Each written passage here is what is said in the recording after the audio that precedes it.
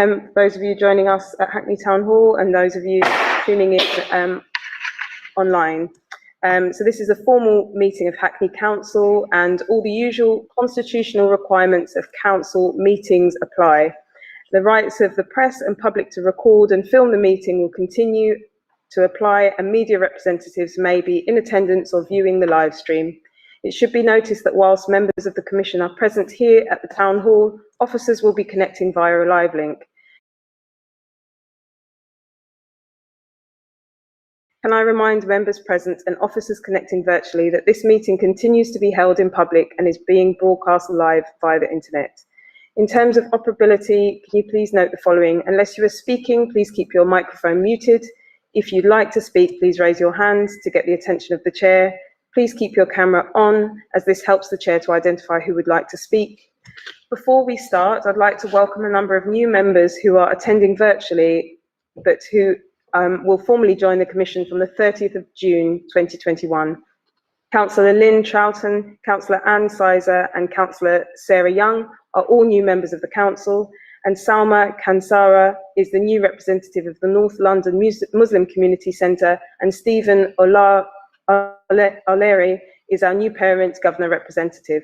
On behalf of the Commission, I'd like to say welcome, and that we look forward to working with you in the year ahead and drawing on your knowledge and experience in the scrutiny of children and young people's services. Thank you for your patience. So we're going to start the meeting. So to begin with, item 2 is apologies for absence. Do I have any apologies for absence? We have apologies from Andrew Carter, the Director of Community and Children's Social Care at the City of London, Michael Lobenstein, Councillor Anna Lynch, and Justine MacDonald. Thank you very much. Any other apologies? Okay, now moving on. Chair, sorry, only just that Andrew Carter did ask me to pass on apologies as well from his interim role. He would have been here if he could have. Thank you. Yep. Great. Thank you. Thank you very much. So moving on now to item 4, declarations of interest. Do we have any declarations of interest? Sorry, I've skipped one, which is item 3, which is urgent items, order of business. There are no urgent items and the agenda is as published. So item 4 again, declarations of interest. Do members have any declarations? Councillor Peters. I'm a governor of the Garden School in Hackney. Richard. And in the context of the school places item, I'm the executive head teacher of the Earswick School. Thank you. Shabnam. Governor of Bedford Primary School. Thank you. Joe. Governor at Sir Thomas Atkins School. Thank you very much. Okay, now moving on to item 5, which is our first substantive item for this evening's meeting, pupil attainment. An update on education attainment is provided each year to help the Commission maintain oversight of the achievement of children and young people across Hackney. As there was statutory examinations in 2020, as there is no data for the Commission to review, we have, however, requested an update from the Education Service on a range of issues which are documented in the report provided. We have Stephen Hall, Assistant Director, School Performance and Improvement, and Annie Gammon, Director of Education, present here for this item. We have 30 minutes for this item, and can I ask officers to just highlight key information from the report for 5 minutes, and then we can have 20 to 25 minutes for questions and a summary. Thank you very much. Thank you very much, Chair. Councillor Bramble, did you want to say a couple of words of introduction? Thank you, Annie. Only just to say that we would normally have data analysis and a range of data to be able to reflect on the performance of our children and young people across the borough. Obviously, the pandemic was very disruptive to the education system, so we don't have that national testing regime in place, but officers will speak about a number of things that have been put in place and talk about some key issues affecting our children and young people. Thank you. Thank you, Annie. Thanks, Councillor Bramble. And really, I will hand over to Stephen in a moment just to say the pandemic has had a really significant effect on all our young people, although the schools and settings have cared for them and educated them as well as possible, whether they have been on site or at home. And we know that for most of them there has been a mixture. During this academic year, they've lost 8 weeks of teaching, more the previous year. And there's been a particularly sharp impact on that, not having the usual exams at the end of year 11 and year 13, and somewhat of an impact on the year 6 pupils as well. But Stephen will say a bit more about what has been put in place and how that's affected schools and settings and young people. Thanks, Stephen. Hello, good evening. Yeah, Although statutory assessments have ceased or in the same style that they were previously, assessment per se hasn't. Schools have been busier than ever assessing. They've been evaluating pupils as they've come back into school from school closures. And again, secondaries in particular at this point are undertaking centre assessed grades of all the year 11 and year 13 pupils, which is a huge task. They'll also have to manage the appeals process going into August when the results are released. So I think school leaders are very active in terms of evaluating where their pupils are and using that information in which to inform their provision.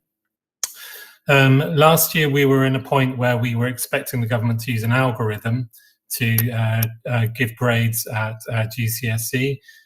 This year, the algorithm is not there. It's all based on teacher assessments.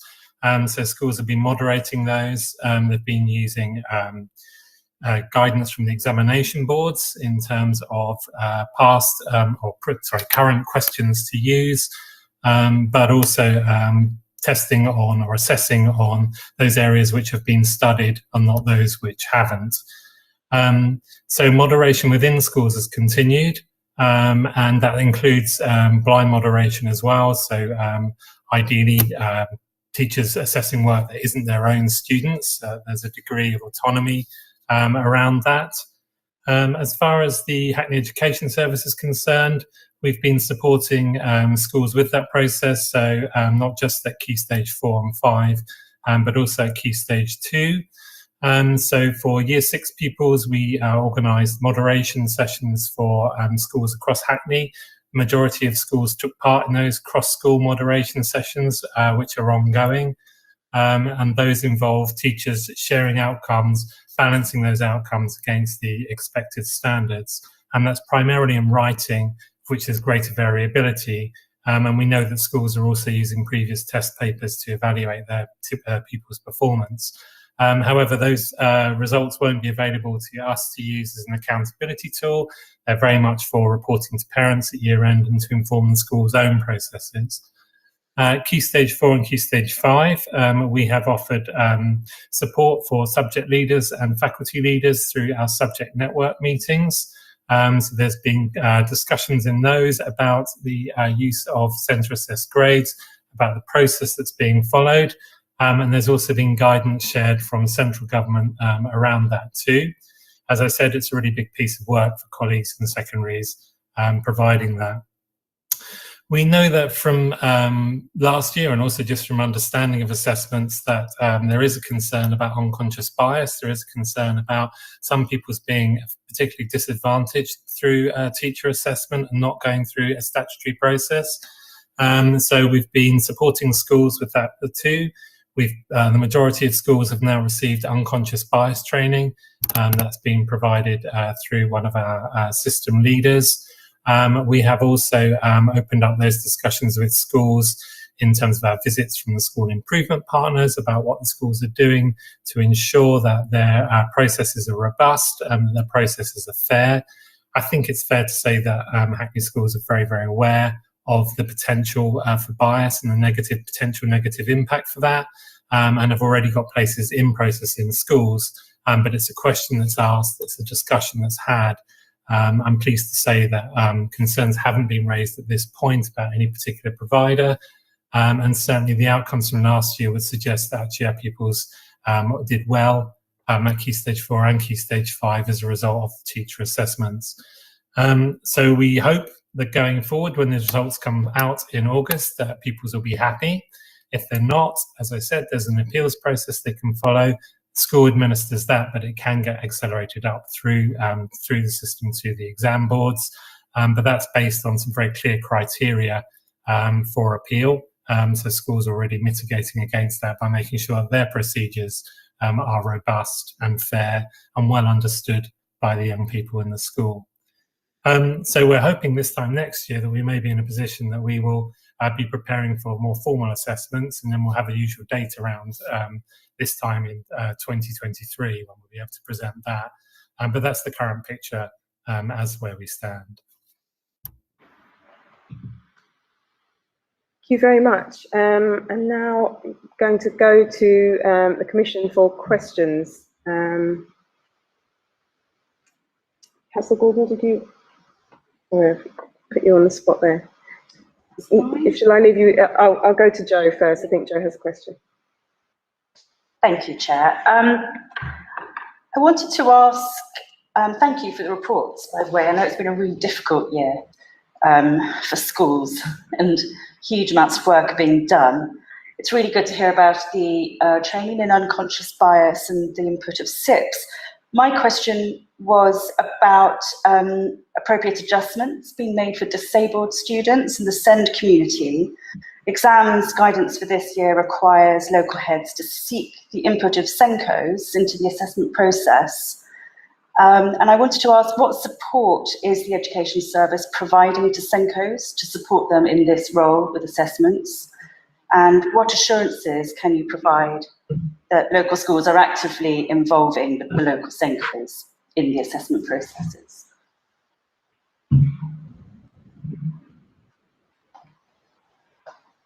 Councillor Gordon, should we take a question from you? 2 at a time, if that's okay with you, Stephen.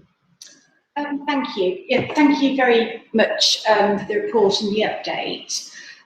My question is really about the sort of how much information you've got from the 2020 figures. I mean, this is all obviously a system that's due to all of us, and we're all sort of feeling our way into it.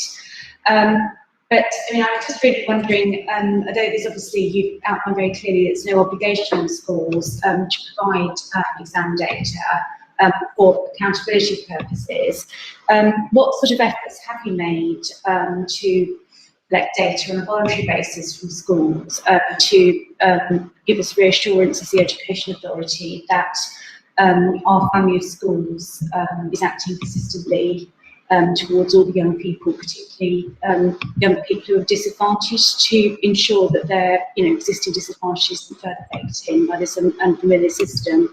But I just really wondered how much information you've also got and what analysis has been done from the 2020 results. Thank you. Over to you, Stephen.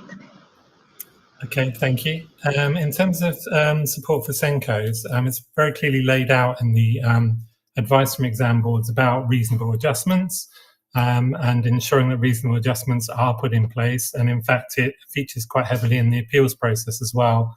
It's one of the grounds on which students can appeal if they feel that reasonable adjustments haven't been made where they should have been. So that's fairly high profile for schools, and making sure to avoid a situation where a student is not given the right opportunity, but also students given an opportunity to appeal, which we'd like to avoid at all costs, really, that those adjustments are there. Some would say that the use of central assessed grades is actually more supportive of pupils with special educational needs, as it takes away some of the formality of the process. I say some of it because actually tests and papers are still being used in many cases. We also have a SENCOs forum, which meets and at which this is discussed, and also a secondary deputy heads pastoral group which meets, and again this is a discussion point where best practice and ideas are shared across as well. I think in terms of the 2020 outcomes, as you said, we have limited use in terms of access to that. However, on a school-by-school basis, we've very much explored that with schools. So our first visit in September, we asked schools for their data and discussed it, and asked the school where they had identified gaps in learning or where gaps had grown, and used that then to interrogate what the school was doing and to follow then the school's own improvement journey. And that fits in well with the process that we follow, in that schools that self-evaluate and identify their own improvement journey are clearly stronger and more effective than ones which rely on us to do it. But we're there as a check and balance to make sure that they're seeing the right things, or a fresh pair of eyes even, to say, have you considered this? Or with a broader picture, actually those results are a bit awry with everybody else. So there has been some examination of outcomes at all schools in Hackney, and there has been discussion of that and a tracking of that through the year. So it's been a fairly regular discussion. particularly for disadvantaged and SEND pupils, and also looked after pupils who we know very vulnerable groups. They have featured on each of our termly visits in terms of discussion points, provision for those pupils when schools were closed, making sure that they were coming into school and that schools have made every effort to get them into school for face-to-face learning, and then what the impact of that has been on their progress and achievement. Annie, I don't know if you wanted to add anything to any of that. Stephen's talked about the work through the Senko Forum and through the individual school improvement partner visits to schools, where there's the opportunity for that detailed discussion with schools. I think we've also emphasised in heads briefings and other briefings, which have been really well attended, that need to support the children with SEND and the disadvantaged pupils, and to consider, we've been talking about their care and well-being, but very much about getting back to thinking about their progress, their educational progress and achievement, and particularly making sure that disadvantaged pupils are a real focus within the quality first teaching and indeed with other interventions. So I think through the individual discussions and also through the wider communications, we've emphasised that. I just wanted to ask on that last point, so what is the picture? So I appreciate the inquiries or the work that you've been doing with schools to just have some assurance from them that they are continuing to monitor attainment gaps and the attainment levels for particular groups. But what did that picture from 2020 look like? I appreciate that you have limited access to the resources, but based on the limited access that you have, what could you please give us an overview? Sure. In terms of pupils returning to school and then going back out again and then coming back in, it's obviously really disrupted their learning. And that has impacted, I think, most on those pupils who don't have regular access from home, to digital access from home, or that support from home that you would want, an easy study space and so forth, which is something that we've discussed at Scrutiny before, I think. But we also know that in the second period of lockdown, the criteria for pupils attending school was broadened to encompass more pupils who are already struggling to learn at home. And schools, as far as we know, embraced that and got more of those pupils in. That being said, that's limited opportunities for practical science, for the physical subjects such as PE. We know that younger pupils in particular have struggled with writing and fine motor skills because they've been writing less at home. And also oracy, so pupils in early years and Key Stage 1 in particular, where they're just exploring language, have not had those role models at school or those peers at school from which to learn.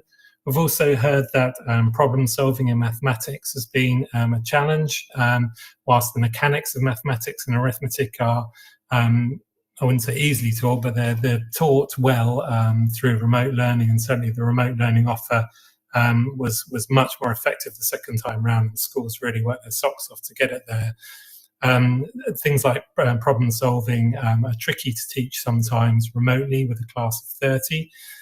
So applying those skills also was a challenge. In terms of social skills as well, that was something else that we were concerned about. It seems that younger pupils have missed that opportunity to socialise and have had to relearn some of those skills, and certain pupils who you would expect may find it more challenging, but actually the numbers have been much smaller than we were concerned about. And in fact, it seems to have been a general feeling that children and young people are really happy to be back at school and amongst their peers again, and greatly relieved, much the same, I think, probably as everyone in this meeting. And that concern that we had about behaviour issues or socialisation issues, fortunately hasn't manifested itself at quite the scale that we were concerned about. But academically, I think what we'll see in the outcomes this year won't be dramatically different to 2020 for Key Stage 4, and they were fairly strong results across Hackney and above national, and better than national averages previously, say from 2019.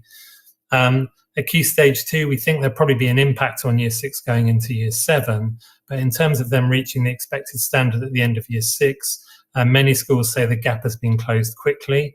So older pupils have managed to sustain learning through remote learning better and managed to close the gaps more quickly.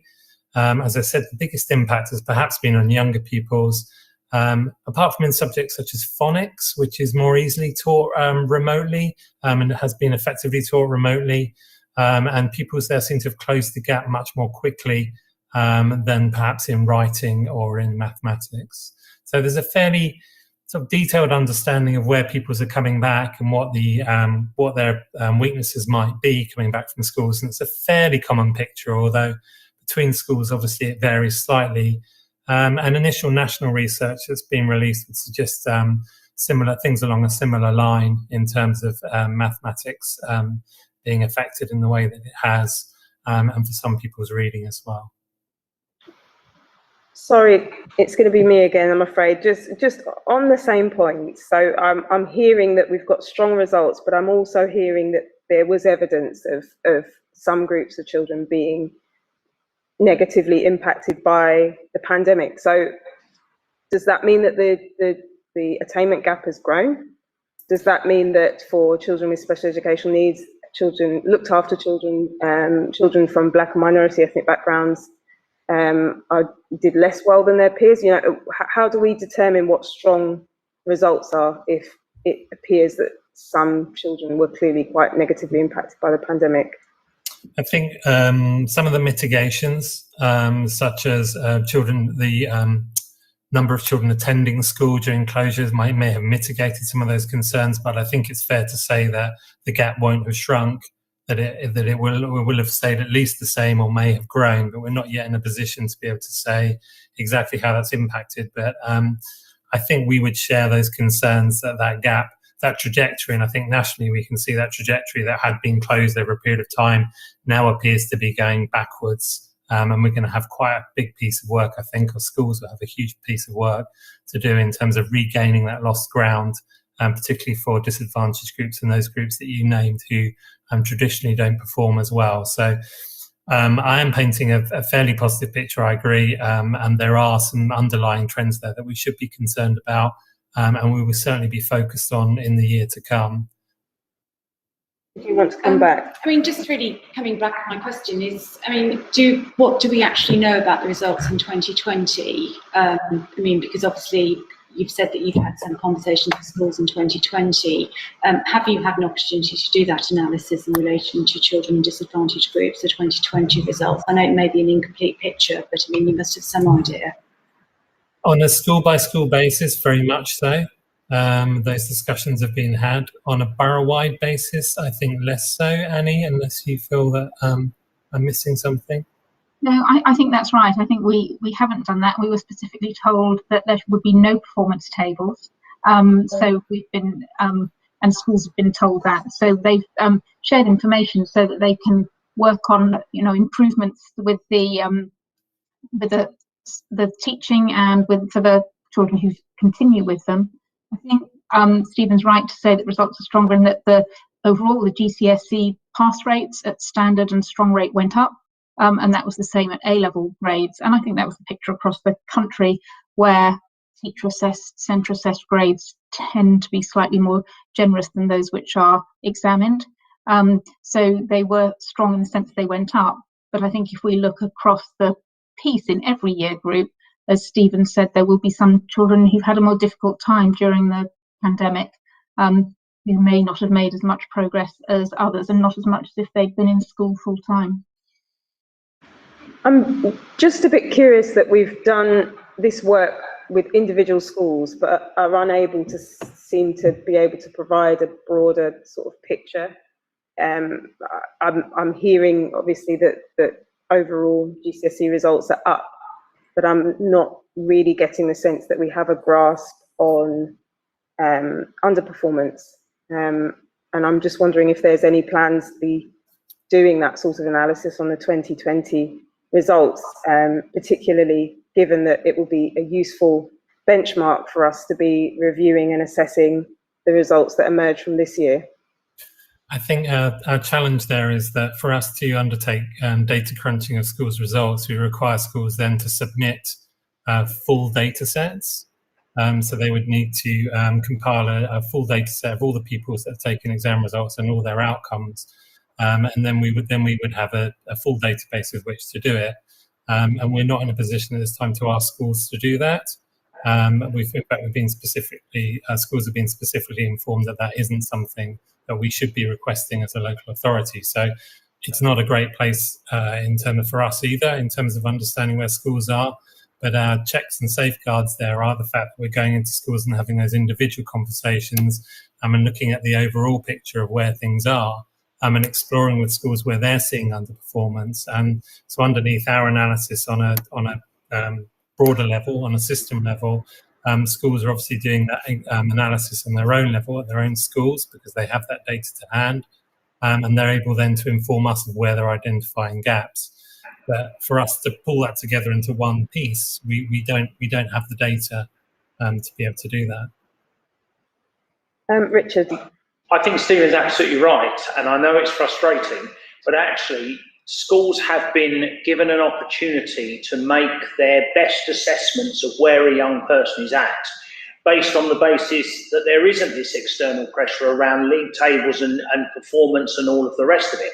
And so each individual school owns its own data and will use its own data as part of a school improvement process, which includes the school improvement partner from Hackney Education.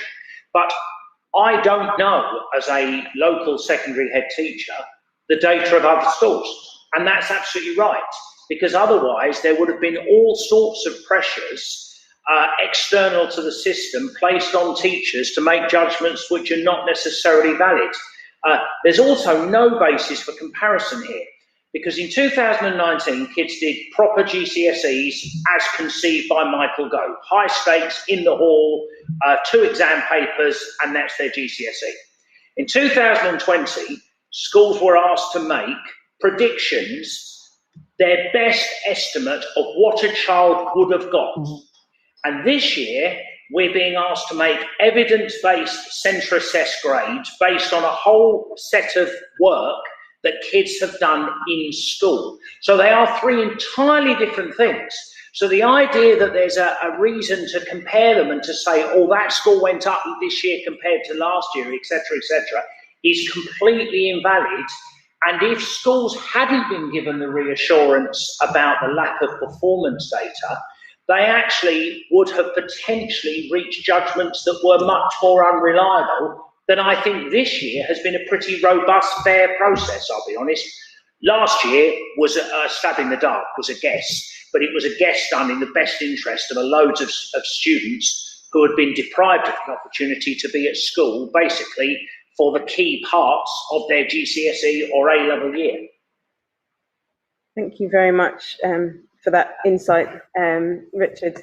I'm going to move on, although I do feel that it's probably going to be important for us to ask what assurances Hackney Education Service is able to provide us, certainly after this year's GCSEs in particular, or assessments across the board, that we do have at least a reasonable grasp on underperformance, because I'm struggling to see how we as an education service can adequately support schools if we don't have a clear picture, even if it's not at a broad borough-wide level. I'm not hearing the same level of confidence about underperformance and what underpins that. So I'm struggling to see how we can adequately support schools if we don't know that.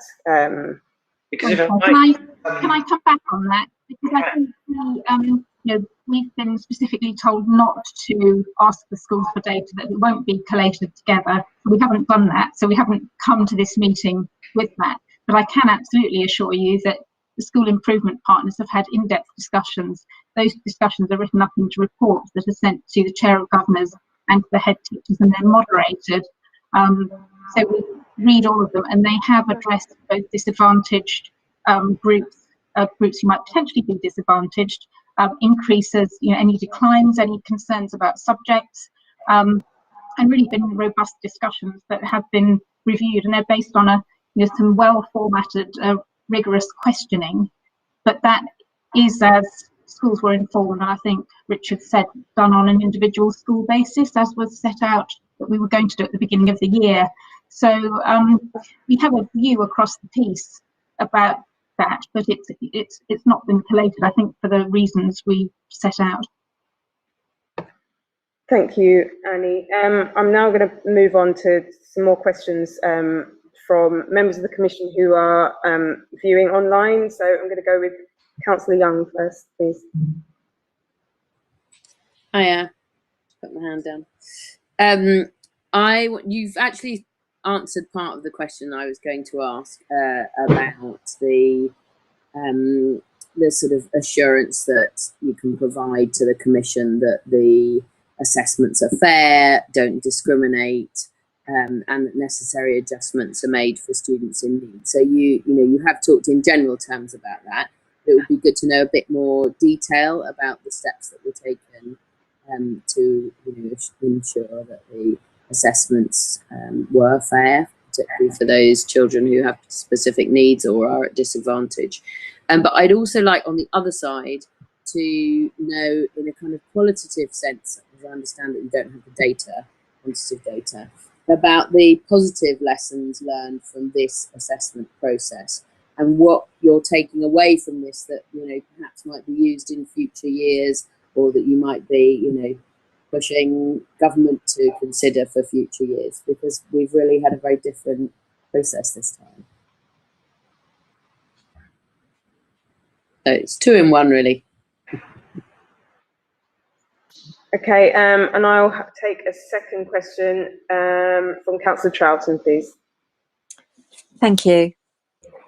You've mentioned the training that you've given schools on dealing or removing the possibility of unconscious bias. I was just wondering if you could elaborate on that a bit, and whether that was the whole school offer or targeted at specific key staff in the process. And also, what specific measures were taken during the assessment process to eliminate the possibility of unconscious bias when making the assessment? Over to you, Stephen. Sure. In terms of the processes and the adjustments, and probably colleagues in schools may be able to elaborate more on this than I can, but in terms of making sure that there's blind marking, as I said, that teachers aren't marking the work of their own students, and that those outcomes are moderated by a different teacher, that they're again moderated by the head of faculty. And I believe most schools then have senior leaders also moderating the outcomes from that whole faculty, therefore looking at the previous trends, so what's happening in previous years, what outcomes are being presented now, looking at individual pupils' portfolios, the selections of individual portfolios to see what evidence has been used. And that's certainly the process that the exam boards are also using as well, requesting sight of certain activities the school has done and proof that the school has had a robust process. So those are the sorts of strategies that schools are using, and I agree in some ways schools for years have been saying, can we not get rid of statutory assessments, particularly at Key Stage 2? So it has been an interesting lesson in terms of what is possible. I think that the positives have been that schools feel a bit more control again over it. But then on the other hand, it gives a bit more pressure to schools in terms of the fact that then the onus is on them to provide the grade and be the front line for the appeals process, and it becomes a bit more tricky. And certainly in terms of workload for secondary colleagues, it's been pretty enormous. I think there are some positives from it in terms of potentially from the pupils' experience, particularly at Key Stage 2, take some of the pressure away from that week of tests that 11-year-olds have to do.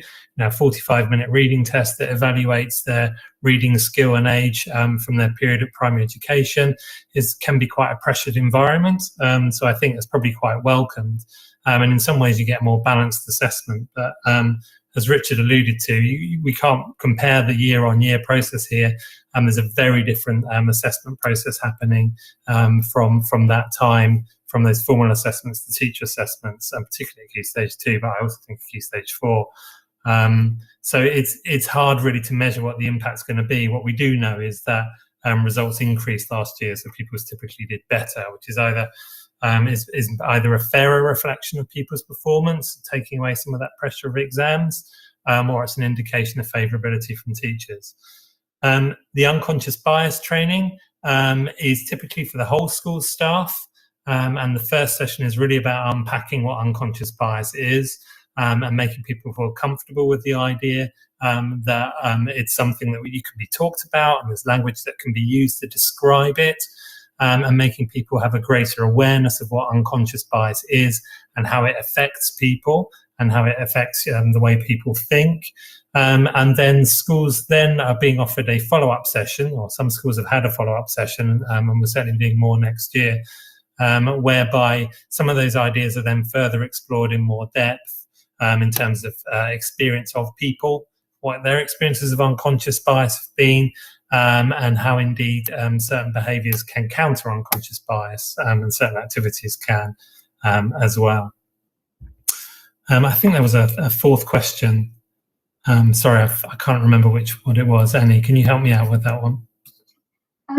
I was going to say that there was also specific unconscious bias advice given about assessments, and that there was a very clear guidance about the approach to take with, as Stephen said, some blind marking. And I know that heads of subject particularly and senior leaders have looked carefully at groups who might have been disadvantaged historically, not necessarily in Hackney but elsewhere, and checked that those groups are not being disadvantaged. So I think that's important to say. I think there's probably no such thing as a nationwide perfect assessment system, and probably some of the pros and cons have played out in this meeting. We don't have clear data because we haven't been able to collect something that's consistent across all schools. That is the benefit of the wider exam system, which is marked externally. But at the same time, I think, and Richard may want to comment, but I have a sense that this year, once secondary schools had got their heads around what was being asked of them, some of them felt quite empowered about that it's their evidence, their judgments that are being taken into account. And I also think some of the pupils have found it much less stressful not having to have those very high stakes final exams into 4 weeks sitting in the hall. Some of them will still have been sitting in the hall, to be honest, doing internal exams, but I think they have had some of the pressure taken off them after what has been a really challenging 18 months for them in the lead up to these important exams, important assessment period. And Chair, just to quickly say that this is something that has been done before. We'll continue to share that information with schools as and when the exam or the assessment regime changes. Also, it's something that I know that young people have raised with me directly in terms of them being concerned about grades and marking. So I think it's important to mention as well, this is not just reassurance for all of us that are concerned about the bias, but also reassurance for the young people themselves who've raised those concerns. Thank you. I think, Councillor Gordon, you have a couple of questions on post-16. Yes, thank you very much, Chair. Just really sort of moving discussion slightly on. I mean, obviously, you've referenced that there was some quite a lot of success across the system last year in terms of the grades awarded to students. How has that translated into pressure on post-16 institutions in Hackney, and what measures have been taken to make sure that students get places where they can meet their aspirations? Also, in relation to post-18 destinations for our children, do you have any sort of information really on how that, the sort of post-18 destinations for sixth formers from 2020? Also, slightly supplementary in relation to offers in terms of university places and apprenticeships for this year, because I mean, anecdotally, I've heard that as a result possibly of more places being awarded last year, particularly some competitive courses and apprenticeships, that fewer places have been offered this year.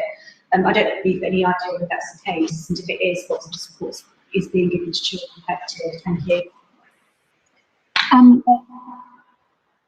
Do you want to wait for another question, or shall I answer that one? If you could answer, please. Thank you, Annie. Thank you. The post-16 places, I think, in some senses, it can be a problem, but it's a nice problem to have in this circumstance where we have surplus sixth form places in Hackney, and of course sixth form pupils will often travel further So, and we know we're a net exporter of sixth form pupils, so the 16-year-olds going on to year 12. So what we did find was that more children, if the grades were higher, met the criteria, but the system was such that there weren't spaces for them to go to.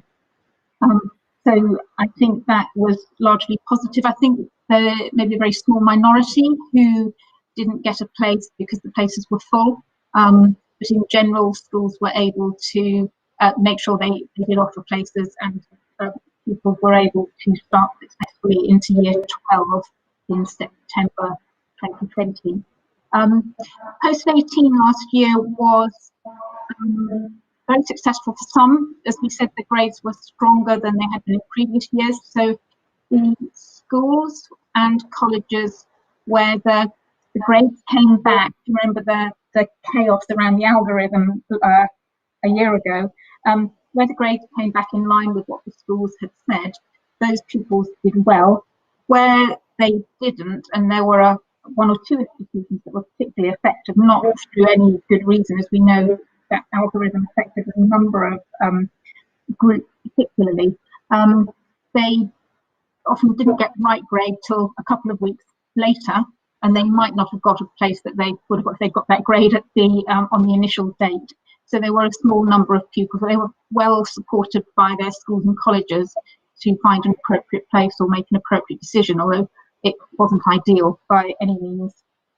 I think there was a question about this year, and I think you're right. And anecdotally, we've heard that, but we know that the schools and colleges have supported children again with completing UCAS forms, applying for apprenticeships, deciding on next steps, whatever they may be, sort of taking into account what has happened last year and what the young people feel like. And some of them are very keen to get on with their education, higher education. Some feel they want to be absolutely certain it's not going to be disrupted and want to take some time, if they're able to, financially, to do that. So I would say there's a mixed picture, but we know that universities are expanding the number of places where possible. But the schools and colleges will have been giving that advice, well supported by the Prospects team. Thank you very much. I think I'm going to draw the questions for this item to a close, but I think the main themes that have emerged for me is some real positives, actually, which we heard from Richard about schools, actually, the competition being removed, which I know, given our landscape in Hackney, has been quite a thing, actually, for us, with there being quite a distinction between the performance of some of our schools compared to others. And freeing up teachers to be able to focus primarily on their pupils in their schools. So I can really see the positives there, and I am assured that that our school improvement partners and Hackney Education Service have been asking of schools the right questions. I think what might be useful for us as a Scrutiny Commission is to perhaps have some of that qualitative perspective on underperformance in particular, and actually what that looks like. And I think it would be really useful for us to actually be able to see what the impact academically has been on some of our young people as a result of the digital divide and all of the other challenges that have faced our families within the borough. So it would be quite useful, I think, for us to have a look at this later on in the year, and perhaps, I think, certainly for us to revisit this same item again next year once we have the results from the upcoming assessments. Okay, thank you, Stephen and Annie, for that. We're now moving on to item 6, which is childcare sufficiency. The sufficiency of local childcare is a standing item on the Commission's work programme, in which we assess if there is sufficient childcare to meet the needs of local families. Not only do we look at capacity of local childcare providers, but also other issues like quality and cost of provision and the uptake of free childcare places across the borough.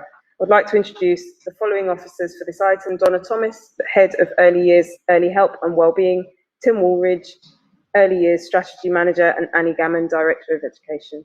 And we have 40 minutes for this item, so if officers can summarise key issues in the report for 5 minutes, we can then have 30 minutes for questions. Thank you and good evening. I'm going to actually hand over to Tim Aldridge, who will talk you through the report. He'll give you the headlines, really. I think it's just worth putting in context that the local authority has a duty to carry out a childcare sufficiency assessment every 2 years. That was last done last March 2020, and we reported that to the Commission in June. And because it was an unusual year, we came back in December to give an update on some of the changes that might have impacted on both children and providers as a result of COVID. So today is another update following the spring term census that was completed earlier in the year. So I'm going to hand over to Tim now. Thank you. Good evening, everyone, and thanks for having us here. As you all know, because you've had this update before, parents can access their early years free entitlements either with childminders within the PVI sector, which is the private voluntary independent sector. They can access their free entitlement at one of our 2 maintained nursery schools, or within early years provision within our maintained primary schools. And increasingly, the primary schools are taking children who are 2 years old and above. And we across the whole sector, there is sufficient capacity that parents are able to find provision that suits their needs. And I think that's a really sort of clear message we want to get across. It was feared about 12 months ago that there were going to be mass closures across the early years sector as nurseries struggled financially with the pandemic, with loss of income, and there were predictions that 40% or so of our early years providers were likely to close. I'm delighted to say that that hasn't materialized. We have had 2 nurseries close since the summer. The closures weren't related to COVID. There were other issues at play there. And there are another 3 nurseries which are opening. They're going through the registration process with Ofsted at the moment, and we expect them to be coming online in September. In terms of childminding, we have more and more childminders who are interested in taking up childminding as a career. Since September, we've had over 40 attend our pre-registration training sessions that we run. They're run every week, over 6 weeks or so, to find out more about becoming a childminder. So there's certainly an appetite out there for early years. So there isn't a shortage of places, and in fact, if there is an increase in demand, we believe that we're able to have sufficient places to meet an increase in demand. As I've mentioned, we get regular information from all our nurseries regarding vacancy information. So it seems that there are lots of vacancies at play at the moment. The question is that to do with a fall in demand? Because certainly you can see from the report that when we collected the spring term headcount data, which is the information we collect on all funded 2, 3 and 4 year olds, there was a significant reduction in the number of children who were taking up their free entitlements in the spring term.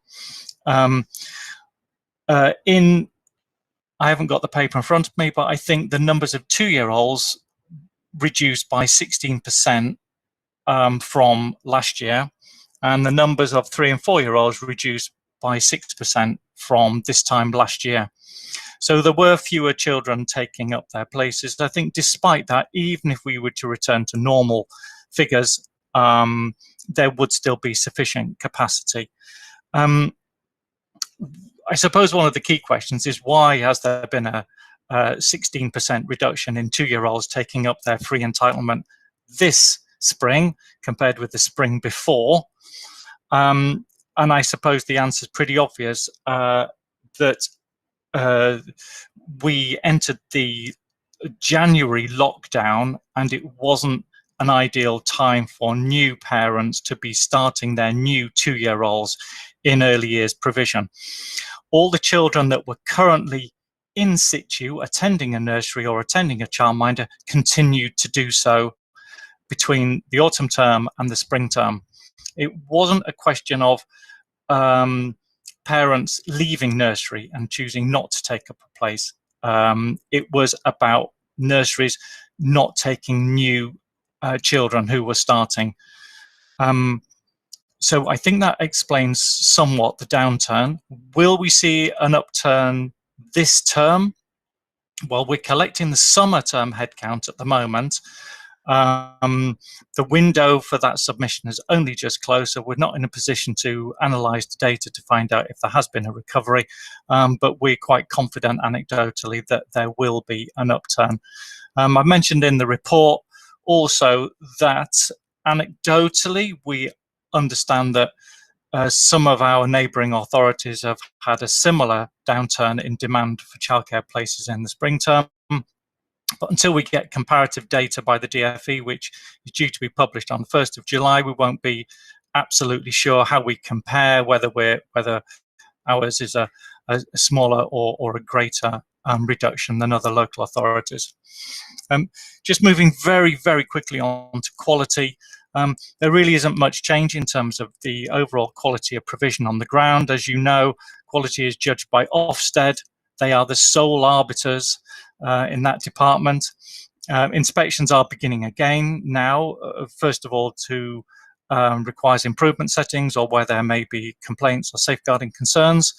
And at the moment, both with our childminders and with our childcare on non-domestic premises, 98% of our providers are good or outstanding, and that compares favourably with national outcomes. So I suppose in summary, there is sufficient childcare to meet the needs. The quality of that childcare is good, and the extent to which Hackney mirrors other local authorities or national will become clear at the beginning of July, and whether or not there's an upturn in the numbers of children attending will become clear later on this term as we analyse the summer term data. So yeah, I think those are just the headlines from me, so obviously happy to take any questions. Thank you, Tim. I think I'll kick us off, and that's on the fact that the data in the report indicates that the number of 2-year-olds, as you've mentioned, receiving funded childcare education has fallen almost 20% since 2019. I know that you've mentioned that this was apparently families who were not taking up the places as opposed to families who were no longer or removing their children from these settings. But I'm just curious to know anecdotally if we understand why that possibly is, because to my understanding, these places are really highly valued by some families who I imagine will have been experiencing considerable hardship this past year with so many other provisions not being open.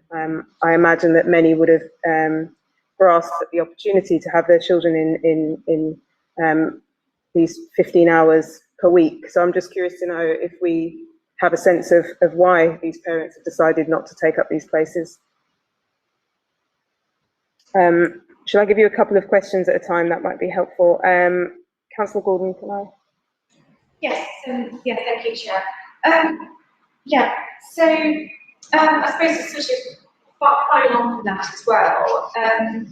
It's been noted that the last reports which just noted that children's centres have suffered decline in parental fees income due to the pandemic and were running into an operating loss. I just wondered whether you can provide some update on the financial position of local children's centres and the plans for them going forward, in relation to fee loss from parental fees and any others, what the position is for fees, income from other sources. Thank you. I'm really sorry, Councillor Gordon. I didn't get the question. I think it was something about children's centre fees. Councillor Conway, would you mind repeating it? Sure. So children's centres are a key part of the authority's early years strategy. In the last report submitted to the Commission, it was noted that children's centres had suffered a decline in parental fee income due to the pandemic and were running at an operating loss in excess of 1 million per annum. Can you provide an update on the financial position of local children's centres and plans for this service going forward? Okay, thanks very much. I'll answer the question about two-year-old places, and I will pass the baton to Donna to talk about children's centre fees. Okay, so the question is why didn't parents take up their two-year-old places when we were on national lockdown in January? And I think that's a really good question because, as you say, we all know the benefits of high quality, regular, daily childcare. We know the benefits it provides in terms of children's personal, social and emotional development and their language and communication development. But I think at the time towards the end of December and in January, there was high levels of anxiety. Parents were being told that schools were closed. Schools would be closed to all children. Early years remained open, but the fact that early years were open slipped under the radar nationally. This wasn't something which was massively promoted. Plus which there were very tight controls over moving in and out of early years provision. We had a very, very strictly operating bubbles system. Parents, even parents whose children already attended provision, weren't allowed into centres. It made showing parents around provision very, very difficult. It made settling in very, very challenging. All the things that nurseries do really well, which is those gradual introduction, home visits, all those sort of things just weren't on offer. They weren't practical. And I think that ended up dissuading quite a lot of parents from taking up the offer. We are obviously desperately eager, and settings are doing everything they can at the moment in order to get the two-year-olds back into high quality childcare provision. Donna, can I hand over to you with Sorry, Councillor. Sorry, Tim, before you do, I just wondered if you could tell us a little bit more about actually what you did to try to target those families during the pandemic, because I appreciate that many of them would have been made aware of these provisions through attendance at the children's centres, and much of this will have been impacted by the pandemic. But what other means did we explore in order to engage these families and to make them fully aware of the provisions, and also if we have any sense of how the reduction in the number of children who are taking up these places compares to other local authorities? Okay, so the answer to the first question is no. We don't know for sure how Hackney compares with other local authorities in terms of their take up of two-year-old provision. That data hasn't been published, and it's due to be published on the 1st of July. So what are we doing to promote two-year-old provision, two-year-old places? So the first thing to say is not all two-year-olds are eligible for this free provision. The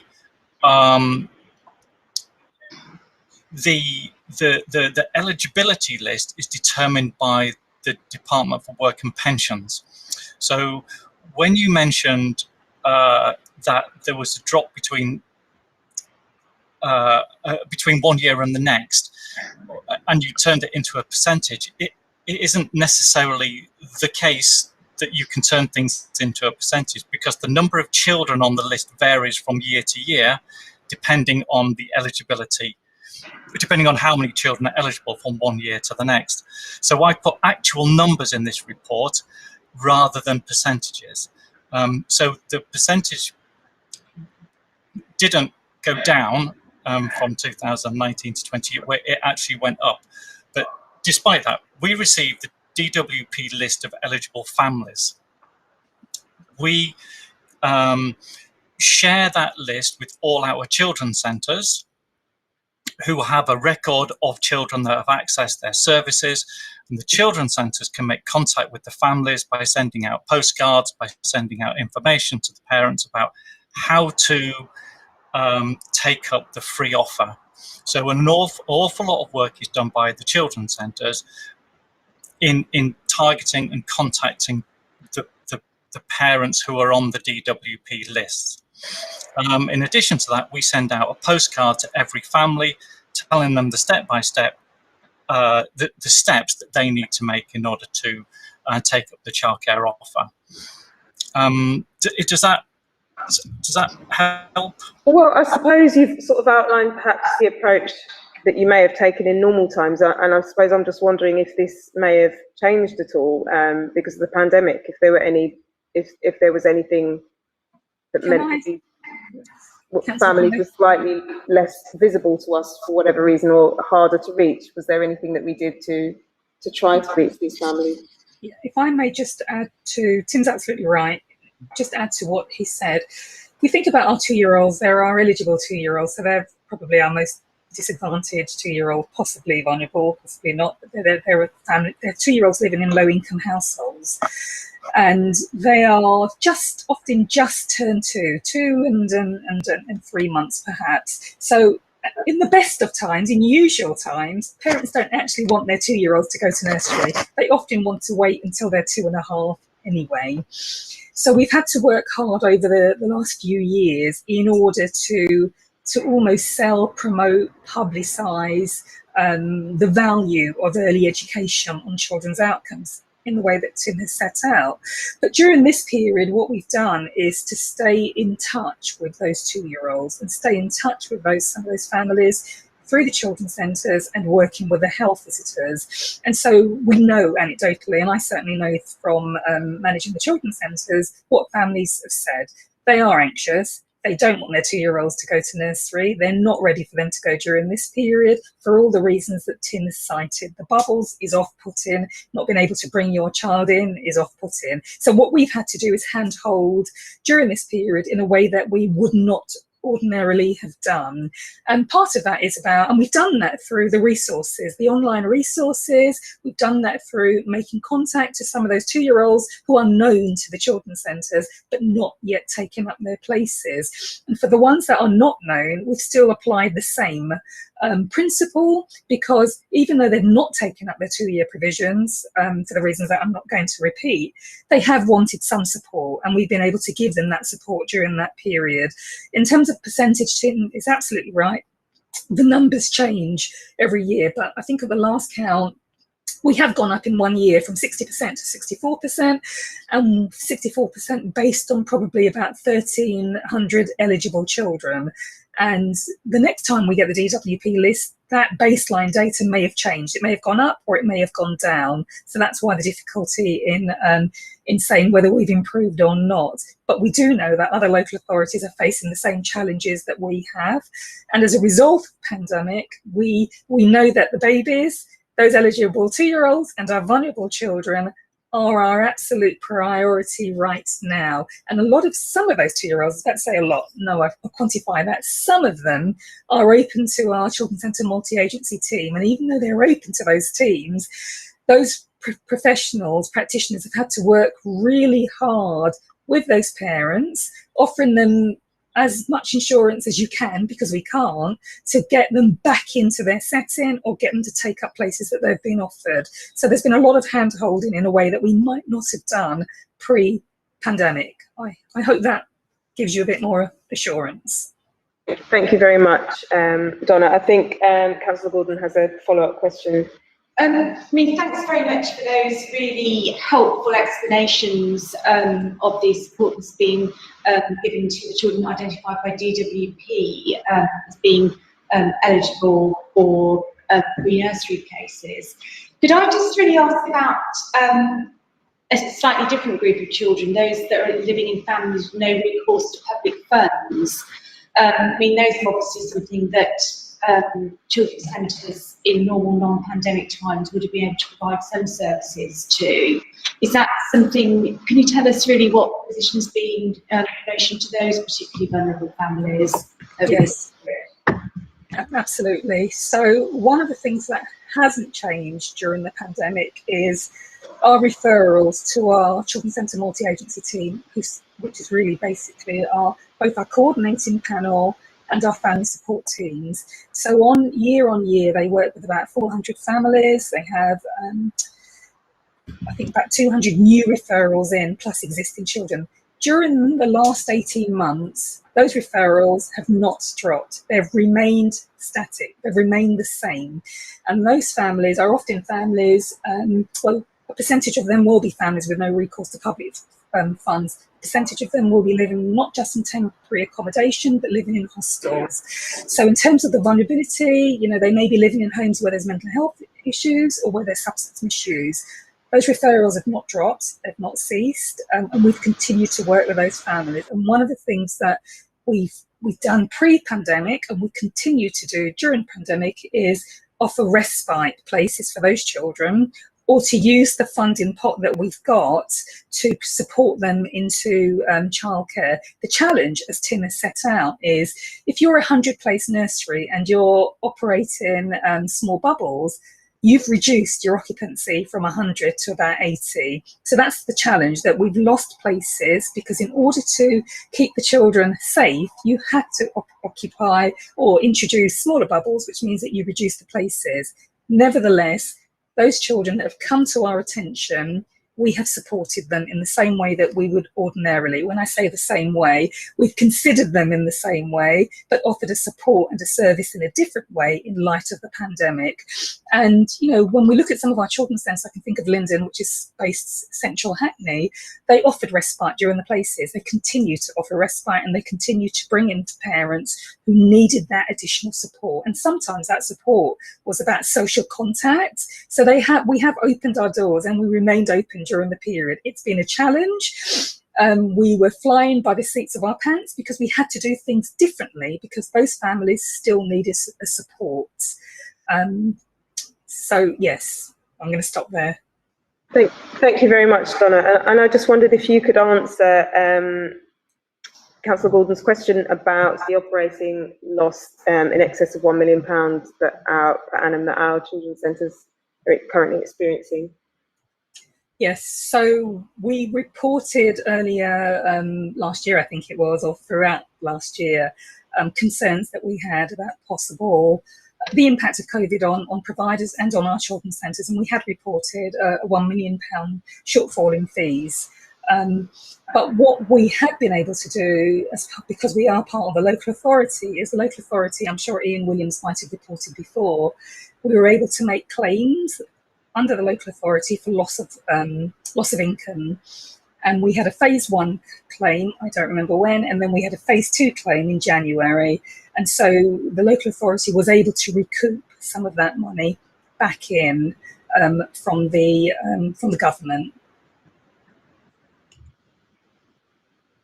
Can you say how much? Are we still experiencing? So in terms of making the claim on behalf of children's centres or as part of the wider children's centre, the wider council purse, local authorities were able to claim back, I think it was 75%, it was either 75% or 80% of the claim that they made, and we received, whether it was 75% or 80% of the claim, came back. It didn't come back into education, and it didn't come back into individual children's centres or maintained children's centres, but it did come back into the council. And for those children's centres that are not maintained by the council, they're independent or they are part of school-based children's centres, that money went straight back into those centres, so that those schools, so that they didn't experience hardship as a result of the loss of income. So whatever the claim was, I think it would have been in the first phase, it would have been about 1 point whatever million. We would have got 75 or 80% back of that money. Now, moving forward, if you may be aware, we introduced our fees policy, I think it's September 2019, and that's proved a challenge because we introduced a 5 income band strand, where we where we reduced the subsidies for higher income families. That's proving more of a challenge because COVID has had an impact on our families. And what that has meant, especially some of them may have been furloughed, some of them may be, you know, small businesses that didn't operate during the period. So in terms of the makeup, where it's important to us to maintain a socio-economic balance, that's been more of a challenge. And we've had families that were historically in high income bands, that is earning over 80,000, they might have moved into slightly lower income bands during this period. So that's something that we are continuing to monitor. But at the moment, I believe that most children's centres, if not all, because there are other challenges, are being able to allocate those places. What they're not able to do is maintain an admissions register or a waiting list. Those children don't appear to be there. And parents are using services differently. So where we would have parents historically take up a 50-hour place because, you know, they're working 8 hours out of the day, now they tend to be using their free entitlement, their 30 hours, possibly because they're working from home and they don't need the 8 to 9 wraparound or the 4 to 6 wraparound. So we are seeing parents use the services differently, and at the moment, we're having to adjust to that. So there's nothing about, you know, this is the way we've always done it, so we'll do it that way. We're having to adjust to whatever's being presented to us. And the centres are doing that, you know, really creatively to meet family needs, but to get the children in the centres also. Thank you very much, Donna. I've got 2 questions from Councillor Young and then Councillor Charlton. Councillor Young.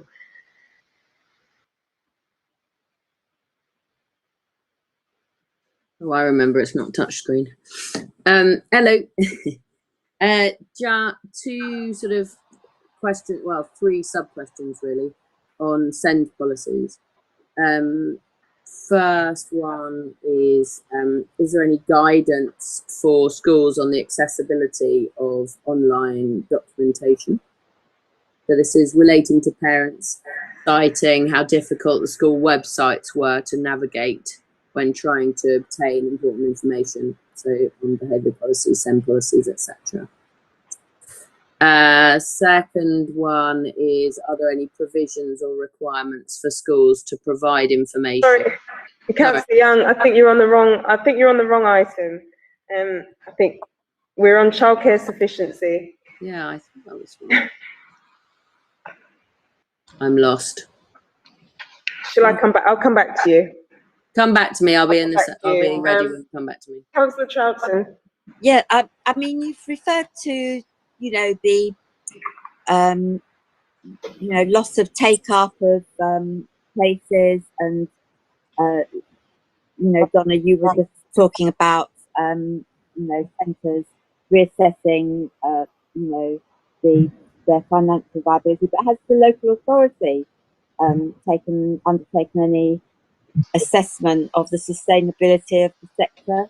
You know, I mean, is this something that you think you know, the childcare sector will recover from fully, or is this going to be a permanent change, perhaps around, you know, the changes that working families are experiencing anyway?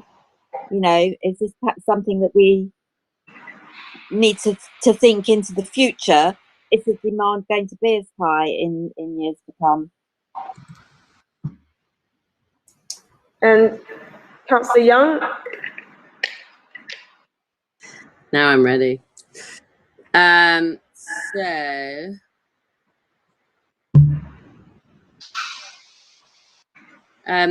Sorry, I still do have 3 questions and not 2. First one is that the COVID financial support measures have allowed lots of childcare providers to stay afloat, and you talked about this. This support's ending, as I understand it.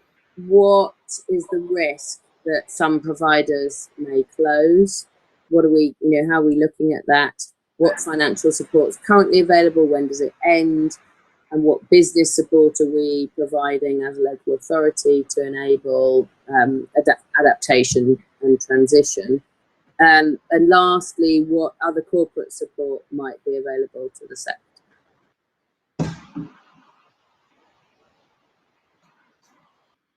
Shall I take that? Thank you.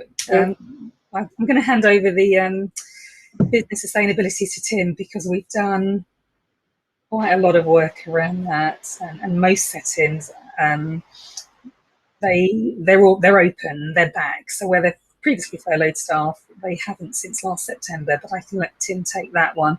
In terms of Councillor Troughton's question around the future use, yes, so that's why we're here tonight. It's the Childcare Sufficiency assessment that was completed in March last year, and given an update on that.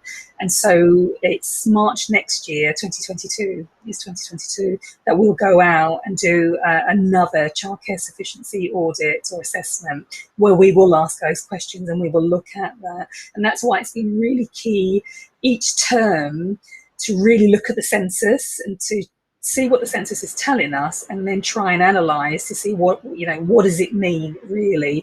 So we are starting to monitor those trends.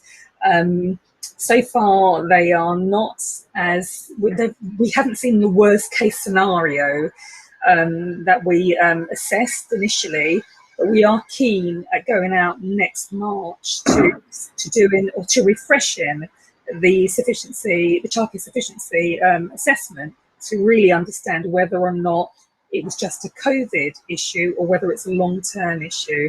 But of course, that will depend on, as the national picture changes, and whether or not, we come completely out and return to normal, or whether we don't. So we are monitoring almost on a turn-by-turn basis at the moment. Tim, are you okay with the business one? Yeah. Thanks very much, Don. I mean, just to add to what Donna said about, yes, it would be lovely to have a crystal ball to see the future, to see how things may change demographically within Hackney and what the impact will be on our providers. Marion will talk later about admissions to reception class, and we certainly know that the numbers of children taking up reception class places has been falling year on year for the last couple of years, and that we're feeling that in early years as well, that there are just as many childcare providers, but the actual number of children is dropping slightly. So one wonders whether there really is the kind of number of children out there to sustain the number of nurseries we have. So I suppose this brings us on to the sustainability question. What are we doing to support our providers now to be sustainable businesses? We have a designated person at Hackney Education who works very closely with many of our nurseries, helping them to become established, working on fees policies, working with them on hours of opening and shift patterns, looking at how to maximize income and minimize outgoings, who worked very closely with marketing issues. So we work very closely with a lot of providers when it comes to ensuring business sustainability. But of course, fundamentally, it is about the number of children we have in Hackney. And at the moment, we have 118 childcare on non-domestic premises, and we've got a lot of vacancies across all those providers. But yes, I mean, what can we do corporately to support providers? That's a very, very good question. Obviously, we are providing the free entitlement funding. It comes from the DFE via us to providers. So we can support settings to advertise that as many children as possible take up those entitlements. We're currently doing very well compared to our statistical neighbours across London in our take-up of those free entitlements. But obviously there are children who are still not taking up those free entitlements, and they're the ones we need to get to, particularly with our 2-year-olds.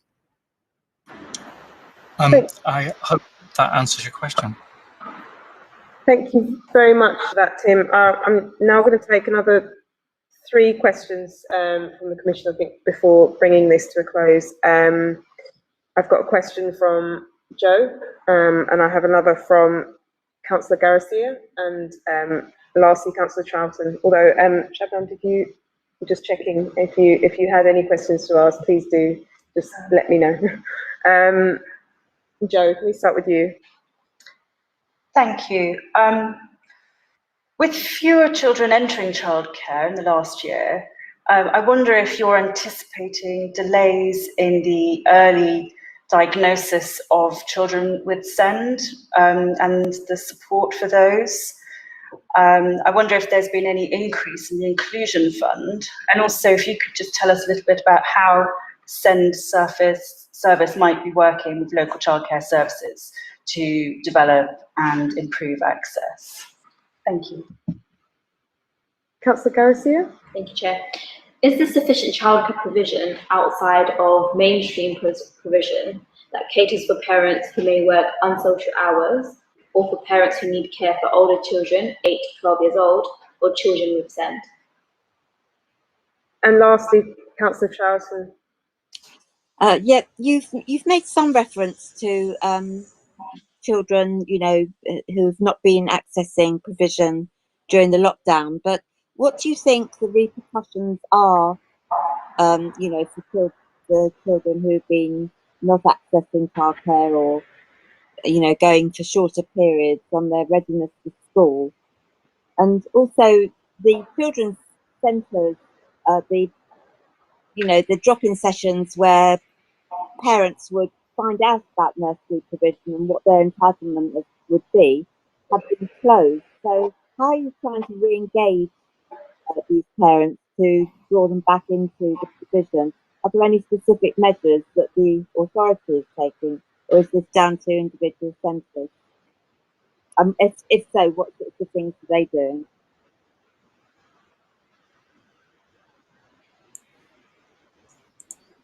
If I start working backwards with the last questions, probably because they're the ones that I can remember. I think with regards to school readiness, yes, we're concerned. You know, we know that children, especially babies born during this period, toddlers have not been socialised. If they've not been socialised, that will have had an impact on them, and we are concerned about that. And where children have missed provision or have not started provision, you know, we know it's had an impact on their language, on their communication, on their physical and emotional well-being.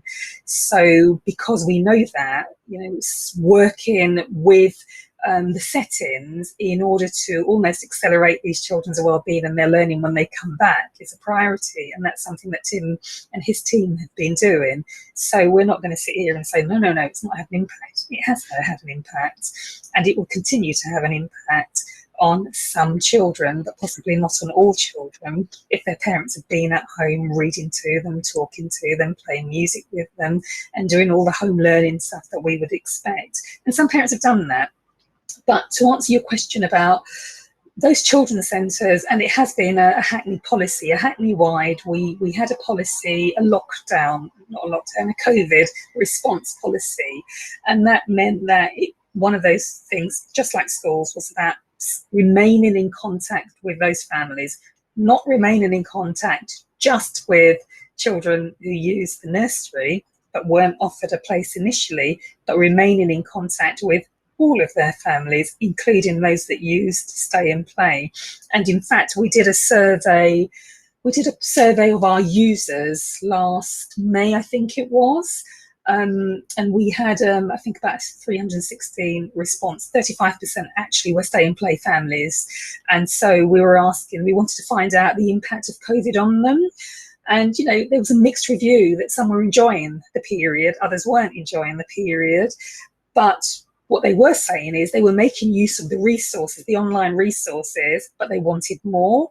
And for some of them, they couldn't access the resources because they didn't have the, the paper, the colouring things that they needed at home. And the children's centres just galvanised themselves. So as well as delivering food, they were also delivering those resource packs so that parents could do those at home. So I think in terms, I'd like to believe, I say this because it was our policy, that in maintaining contact with those families, they almost contain them to some degree. So we were less concerned about those families because we almost knew where they were, and we knew what was impacting on them, and we could provide the support where we knew where some of those challenges were. So yes, school readiness is a concern, and working with those centres for accelerated learning and remaining in contact. But right now, the priority is getting those eligible 2-year-olds who have not taken up their place. It's about getting them into a good setting, and that's really one of our priorities. And settings, children's centres have also started, as I said, some of them maintained an element of, groups online, but there's only so much groups online that you can do. So where they were able to bring those families into gardens and outdoor play areas, they did that. But obviously it reduces capacity. So the priority for this Sunday is that wider stay and play sessions in a safe way, given the fact that we are still in the pandemic. And we've had a number of colleagues who've had COVID, and we've got staff now, colleagues who have got long COVID. So we do need to manage the well-being of children and families with the well-being of staff, colleagues also. Tim, over to you for the next one. Yeah, there was a question about special educational needs and disabilities, and you're absolutely right. There is a concern that there may be delays in the early diagnosis of children with SEND. Obviously, we're working very closely with the early support team. They are made up of local authority area SENCOs. Every setting has an allocated area SENCO who works with us and works with the setting in order to support those early assessments, to ensure that the setting's providing prompt interventions, and to support the setting to make an application to the Early Years Inclusion Fund. And obviously we're encouraging settings where necessary, where additional financial support is needed, to make those applications as soon as possible. So yes, we're all very aware of it and looking to support those children. But yes, the next question also touched upon what some of the consequences or repercussions have been in terms of children's progress and attainment. And we know that what's been affected is children's personal, social, and emotional development, particularly their ability to form relationships and attachments with people, as well as their language acquisition. And of course, settings have had to work very hard to provide the right kind of interventions to get children back on track. For our part, what we are doing is supporting settings. We're providing attachment and trauma training. That's really to every single childminder and provider and early years department in school who wants it. We know that attachments have been very difficult during this time, forming secure attachments, and we know where poor attachments haven't occurred, then you can get trauma taking place. So we're providing training to all our settings. But at the same time, for those of you who may not be aware, the Early Years Foundation stage has been revised, and there is a new statutory framework coming on stream from September the 1st. And that's given us the opportunity to roll out training to all our providers, childminders, and to remind them of the key factors, if you like. It's all about quality teaching and learning, positive interactions, and accurate assessments and appropriate intervention. So it's providing us a good opportunity to get back into settings, provide some training and reminders about core principles. And I think the final question was around unsocial hours, so providing childcare for outside normal hours. Childminders are great at doing that. And most of our childminders work outside our normal hours and can pick up weekends where necessary. So yeah, childminders are the answer. Just to add to whatever the question, childminders are the answer. Yeah.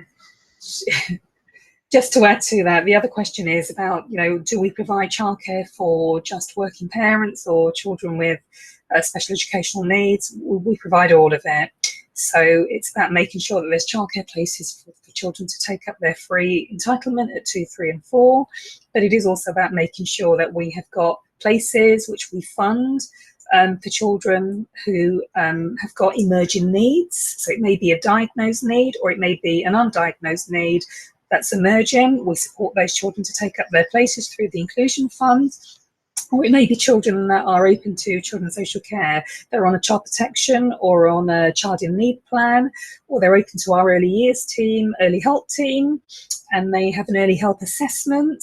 And we're supporting the family circumstances and the family needs, and all of that is underpinned with either respite places or childcare that we would fund through other budgets, as well as the summer play scheme. And the summer play scheme is open to children 4 years to 12, and we have places in all of the categories that I've just mentioned, as well as for fee-paying parents, families, carers. Thank you very much. Unless we have any other questions, Councillor Peters. Hi. So I've been concerned for a number of years about the ability of people living in temporary accommodation to access childcare. And we've probably got, and as we know, we have a lot of people in temporary accommodation. And amongst those people, we have a lot of children growing up in temporary accommodation, or emergency homeless accommodation. So the need may be even more acute than for much of the rest of the population because of the cramped accommodation. And there are existing barriers to them accessing childcare, even if they have someone who's willing to come around and look after their kid while they might be at work or something, then they won't be able to come into the hostel to look after the child. So I guess my question is, do we know and are we satisfied that there aren't any additional barriers to people in temporary accommodation accessing childcare? To sort of drill into that a little bit, do we know whether people in temporary accommodation are accessing childcare in this borough at least a similar rate to the rest of the population? Yes, I don't think I can give any assurances. What I can say, however, is all of the children's centres work with their hostels in their local area. So obviously we don't give out addresses of our local hostels, but all of the children's centres or all of our multi-agency teams knows who they are and they work with them. And in fact, in the north of the borough, the Edge, which is one of the youth hubs, the Woodbury Down Children's Centre have set up sessions in the youth hub, which is next door to the hostel in the north of, is it the north? Yeah, in the north of the borough there, Woodbury Down area. And so where we can get into the hostels and deliver services, either in the hostel, we will, but where we can't, and it has become increasingly difficult, sometimes because of the environment, then we will, invite them into the children's centres or deliver services in the local communities, such as the Edge, as I just described. I think a few years ago there was a challenge back on us, or a challenge back on me, I should say, as to whether or not we really knew those children, were we working with them. And so I came back and checked the database. And I think at that time, at least 75% of those children, preschool children living in hostels in particular, were known to their children's centre. So, and I can think of, we had an incident recently in the north of the borough, and I was actually able to leverage in that change because I knew 6 of the children in that nursery were actually living in a hostel. So they are one of our priorities. They will remain one of our priorities. When we look at temporary accommodation in its widest sense, then that's more of a challenge because a lot of our families live in temporary accommodation and we probably can't support all of them in the same way. But our hostels, yes, they do remain one of our priorities, and often they are known to our multi-agency teams in children's centres, i.e. our family support teams. Thank you very much. I think I'll draw this item to a close, but before I do, just wanted to say it is encouraging to see that by and large our settings in the borough have managed to survive the pandemic, although there were definitely some issues that or challenges that they're facing that emerged from both the report and your verbal updates. And I think that we as a Commission, it'd be good for us to continue monitoring more closely the full impact that the pandemic has had on the sector.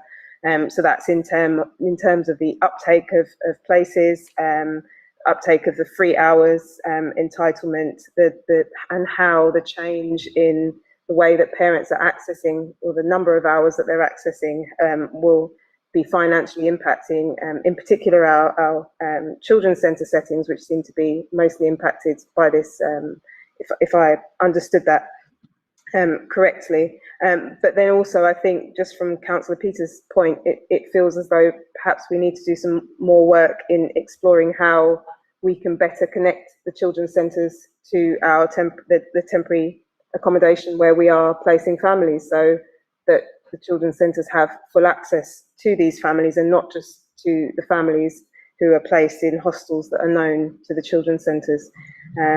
So I think we'll have a think about whether this is something that we can follow up on, either ahead of or in time for the next childcare sufficiency update. But thank you very much for your reports and your contributions. Okay, now moving on to item 7, which is our final, our second to last substantive item on the agenda for this evening, and that is school places. So school places is a standing item on the agenda in which the admissions to reception and transfer to secondary school is provided annually to the Commission. This data is presented with an analysis of planning for school places, which will help determine the number of school places required in the future across Hackney. I would like to introduce Marion Lavelle, the Head of Admissions and Pupil Benefit, and Annie Gammon, Director of Education, for this item. We have 40 minutes, so if I can ask officers to highlight key information from the report, and we'll leave in 5 minutes if possible, and then we'll have 30 minutes for questions and short summing up. Thank you. Thank you very much, Chair. And just to say, I think Councillor Brown was going to say a few words, and then hand over to Marion. Thank you, Annie. As you said, Chair, the report is the analysis of children and young people that have been admitted to a range of our Hackney schools, primary and secondary, across the borough, and highlights the spectrum of admissions and the profile of those schools, and where some schools are oversubscribed, some schools do have vacancies. We're also looking on a strategic level at looking at a strategy in place to respond to this, Chair, and the demand for special educational needs and in-house provision against addressing those vacancies. And one thing that I and officers have been very keen to do is respond to that across the council. So, for example, where we are building houses and we know that some of those houses will be allocated to families, thinking about that long-term succession planning. So it's not something that education is doing in isolation. Thank you.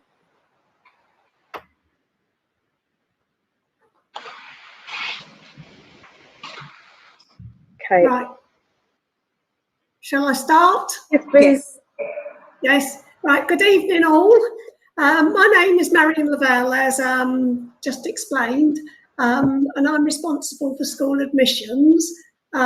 This report summarises admission to reception class in 2021, transfer from primary to secondary school in September 2021, and in-year admissions during this academic year, which is 2020 to 21.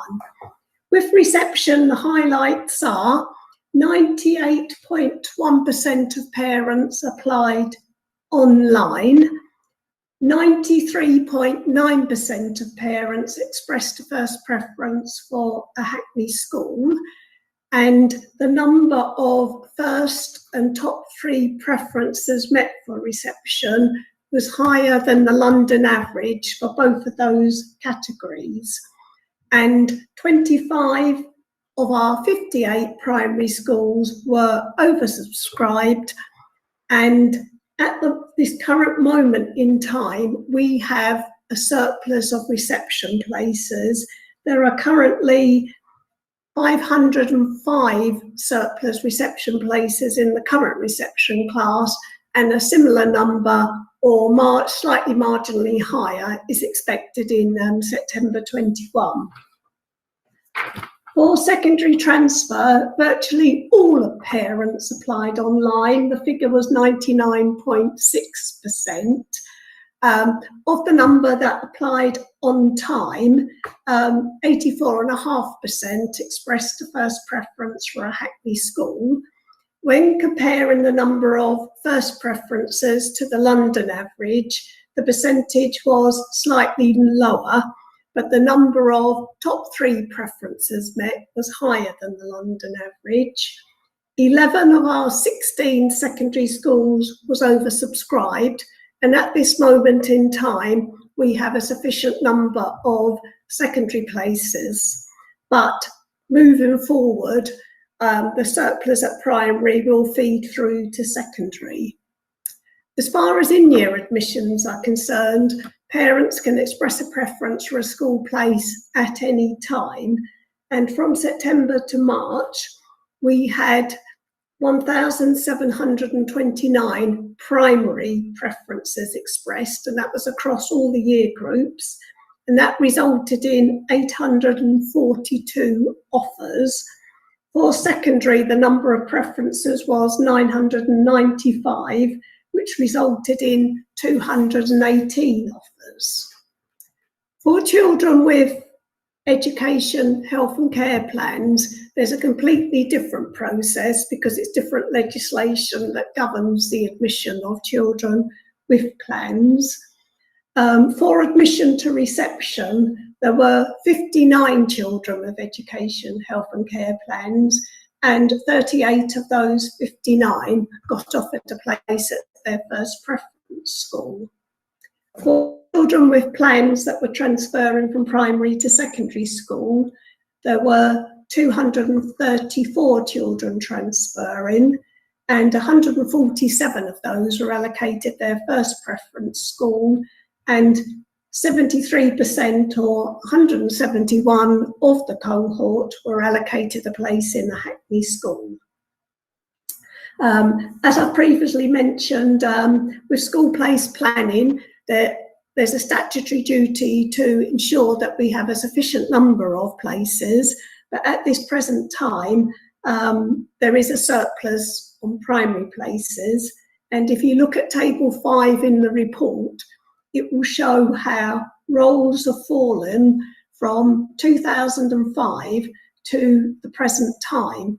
In 2015, in 2015, there were 2,846 children on roll in reception, and the number on roll in the current reception is 2,530. That's equivalent to 316 places or 10 forms of entry.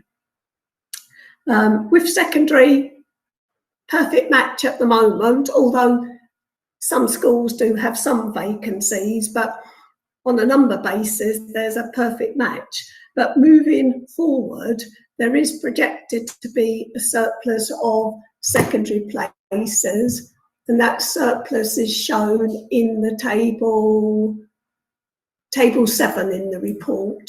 And it shows that from September 23, there will be a surplus of 29 places, but that surplus increases to almost 100 places if schools over-allocate.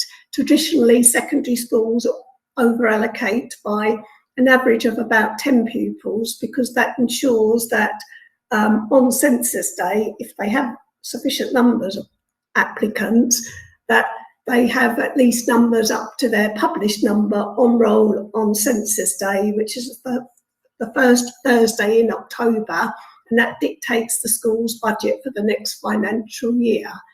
So the table's there, but there is quite a substantial surplus from 2025 onwards. So 2025 is bigger than the years after, because somehow the number on roll in our current year 2 is quite low.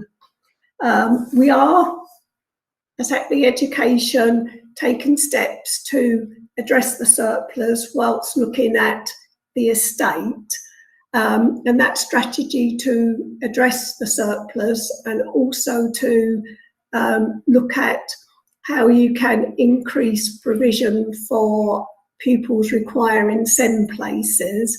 That will form part of the strategy that should be in place this current autumn 2021. I think I've probably gone slightly over my 5 minutes. Thank you very much. I think I'll kick us off with a question, and this is more about me just trying to get my head around the number of children who are not offered a preference on the national offer day. So based on table 3, it looks to me that about 63% of these children are from band C, D and E. So it looks as though we have, you know, a high proportion of the children who are not offered a school at a place at one of their preferences are in lower attaining bands based on the assessment that they would have done ahead of the school allocations. Now, it then also says at point 3.7 that these children are then offered allocated a place at a school with a vacancy. What I'm wondering is, how does this influence the distribution of, or the even distribution of children from the 5 bands, or I appreciate it's usually typically 4 bands that the schools use. And also I just wondered if you could, if there are any suggestions around the increase in the number of children who were not placed this year. And if we have, again, any more information, although I appreciate we ask this every year, on the parents and the families of these children who failed to list any preferences and ended up not, you know, being allocated a place initially. That's probably, it's a bit of a mouthful with a few questions in there, so I might leave you with that one initially, and then we'll move on to some others if that's okay. Yeah. I mean, this year's pattern is similar to previous years in that generally there are more children in the lower band groups that aren't offered one of their preferences compared to pupils in the higher band groups. And it is something that we are tackling as best as we can through the training for the schools to make sure that all parents make full use of their preferences and make realistic preferences. And we continually work on that. We produce a printed guide that's sent to all the primary schools and sent to all the early year providers that explains very clearly the process of applying for places. We run training sessions for the schools and the parents so that as many parents as possible understand the process. But the outcome is still that we're not having equivalent numbers in each band that don't get one of their 6 preferences on National Offer Day. As far as those children being allocated places at other schools, it depends, I suppose, how the places are filled out in those other schools, because banding only works if schools are sufficiently oversubscribed in all the band groups. If you have vacancies, your school could be skewed towards one particular band, which, you know, for undersubscribed schools is quite often the lower band groups. Well, I suppose that was what I was wanting to sort of understand more about, you know, because it seems as though we're further contributing towards, well, not further contributing towards, but it does seem as though our undersubscribed schools who already may have their own challenges why they may be undersubscribed are then having to, you know, have a disproportionate number of children from the lower bands, which presumably means that our oversubscribed schools have fewer children from these lower bands. I'm just assuming that this must be the case. Well, the oversubscribed schools have not fewer children compared to the number that they should have. They have their their quota or their share depending on how banding works. So they will rather have their quota based on the applicants that have applied to the school, or their 1/5. Or schools that use the national banding range will have the number of pupils within that national band of ability in each of the band groups. But of course, that only works if your school is oversubscribed. If the school isn't oversubscribed, the schools will have to accept pupils that we allocate. And as long as we have parental preference, that is the reality of parents expressing preferences at the moment. And we are trying to address that by ensuring that parents make realistic preferences so that they are likely to get offered a place at a realistic school. Councillor Gordon. Can I just sort of maybe ask a sort of follow-up to that? And thank you very much for this really helpful information. You've obviously described, I think, the situation in secondary school transfers for year 7, but obviously there's a separate process, an ongoing process of in-year transfer as well. I mean, you've answered Councillor Conway's question really about the possibility of some undersubscribed schools having disproportionate number of children from the lower bands.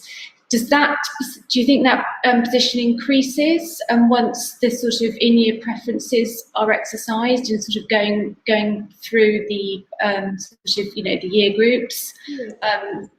So, if schools may start off in year 7 with allocation to the banding system, what situation are they in by year 11?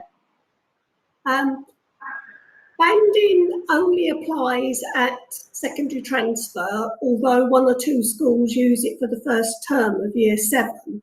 Banding is the pupil's ability on a particular day based on those verbal, non-verbal and quantitative tests. As far as in-year admissions are concerned, banding doesn't apply at all. But in answer to your question about whether or not schools that have more children of lower bands of ability, I can't give you a precise answer on whether or not that continues. But what I can say is that all local authorities have a fair access protocol, and that fair access protocol is designed to ensure that children that are hard to place in inverted commas, such as children permanently excluded from another school, or maybe not permanently excluded, but meet the definition of challenging behaviour at a previous school. The protocol is a mechanism to ensure that those challenging pupils don't all go to the school with a vacancy, and pupils that meet that definition are referred to the Fair Access Protocol, and the aim of that protocol is to ensure that they are as evenly distributed amongst all the schools as possible. And a school can't refuse to admit a pupil under the protocol if they're full, because every school has to participate in it and they're expected to go above numbers. But of course, generally, a school with a vacancy will take far more in-year applicants than a school without vacancies, or a school that has few vacancies. But we don't know, whether or not that pupil would have been a band A, B, C, D or E had they taken the test. And I think just going back to the discussion we were having with Stephen Hall, I think we expect all our schools and support all of them, they're all comprehensive schools, to provide the best possible education, whether a child starts with what would be on the CAT scores, which the average is 100, whether the child comes in with an average of 80 or 100 or 120, and that they make good progress. And in a normal year, we'd be scrutinising the progress 8 for those pupils. But we do know across the Hackney schools that if we look at the average of their children's CAT scores, they do vary from school to school. So there is a range with some schools having an average higher than others. So I think there is a range, and I suspect that will always be the case. But what we want to make sure, I think your questioning is looking at are our children who might potentially be disadvantaged, are they getting the best possible opportunity to get to a local school that they want to go to? And I think Marian's point about us getting really good advice to the primary schools that they can pass on to the parents, or us talking directly with the parents and carers, is really important in that instance. I think the main question for me is that are some of our schools having to work with a disproportionate number of children who are from these disadvantaged backgrounds, and what challenges are these presenting for these schools? And I'm actually been looking towards Richard to maybe give some indication of what that might look like. I know that you also have a question, but to my knowledge, Urswick is one of the schools that tends to have vacancies, is more likely to have vacancies. So is this something that has impacted your school? If I may, you're slightly incorrect on that, because the reason we're defined as having vacancies is for the last 3 years we've agreed to take a BOLS class. And so we're way oversubscribed on 150, but we're defined as having vacancies on 180 because we've got year groups of about 165, 170. But you're right about disproportionality. Marion quite rightly said earlier that banding only becomes an issue for those schools that are oversubscribed on first choices. And if you're not, then basically you are likely to have more Band C and Band D kids. Equally, we know there is disproportionality of housing across the borough and social disadvantage. So, for example, Urswick has eligibility for free school meals at around 70%, 7-0, now the highest of any secondary school in London. And there will be comparator schools, secondary schools in Hackney, who have free school meals of 25, 30%, which is still higher than average. But as you can see, the gap is growing. And I'm happy to either lead into a question or to pause so that anyone can ask any more questions about that. Shall I just? Yes, please. Okay. I wanted to interrogate, and I urge councillors to interrogate, the thinking around surplus secondary school places. Because everything in this report looks really clear, but it's based on an assumption. And the assumption is that the number of kids currently in primary school will be exactly replicated by the time they go into secondary school. And that's also the assumption that's being used at the moment to reduce the number of primary school places. Tower Hamlets are currently building a new primary school, or just about to start. And when I look at why, it's because they have looked at housing developments that are taking place in a particular part of the borough, and they realise that that part of the borough needs another primary school, even though we're constantly told that every inner London borough is predicting falling roles. So I really do question the assumption around secondary schools having surplus places, particularly as the numbers are relatively low. Marion talked about 29 surplus places in 2023, potentially going up to 100 by later in the decade. That's a relatively small number. And yet what's already being proposed is reducing the PANS of secondary schools. Put it another way, every time you remove some so-called surplus places, you reduce parental choice. Because actually it means that less people are likely to get the school of their choice, because there's less surplus, there's less slack within the system. And if I may just take one other thing, just as an example from the report, using data in the report. This report says that Mossbourne Primary School Parkside is taking 57 out-of-borough places. Mossbourne Community Academy, a secondary school, currently has very few out-of-borough children, but its admissions policy says that they give preference to Mossbourne Parkside.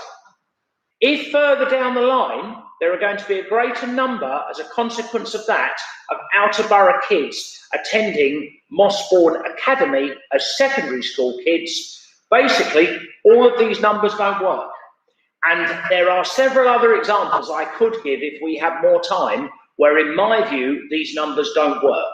So let's look at the impact of future planned housing development.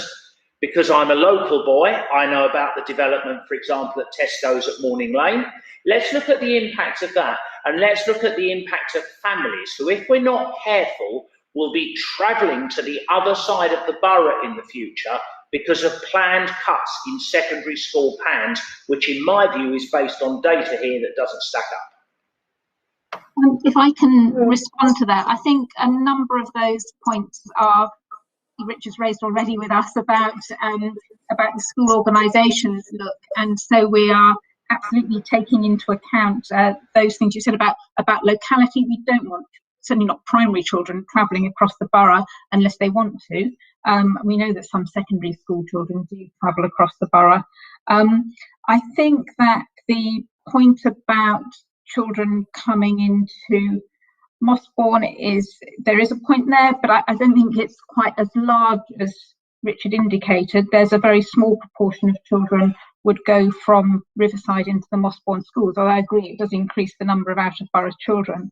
But actually, if we look at the surplus of places indicated, that might be helpful as we look ahead to school organisation. And I think one of the things we are very keen to do is to make sure that we have sufficient special needs places in the borough. At the moment, probably the group that travel furthest are our children with special educational needs going out of the borough. So one of our key priorities is to make sure that we have more local specialist places for those children. Yeah.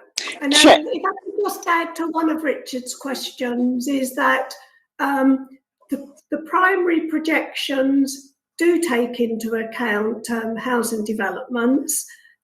Each year, the council sends what they call the housing trajectory to the Greater London Authority, and that lists not just developments that have planning permission, but developments that are proposed to get planning permission along the line. So it will look at sort of big regeneration projects.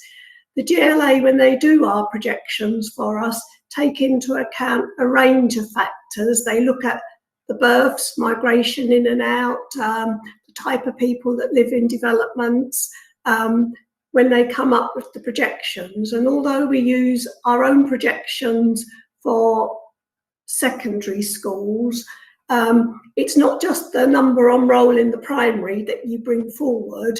You look at the fact that a number of our residents we know are going to express preferences for schools outside Hackney.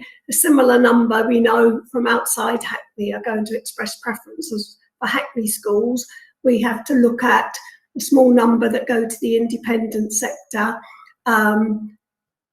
children from independent primary schools that come in and so on. And although the number's not that different to the primary roll, there is a formula to calculate that.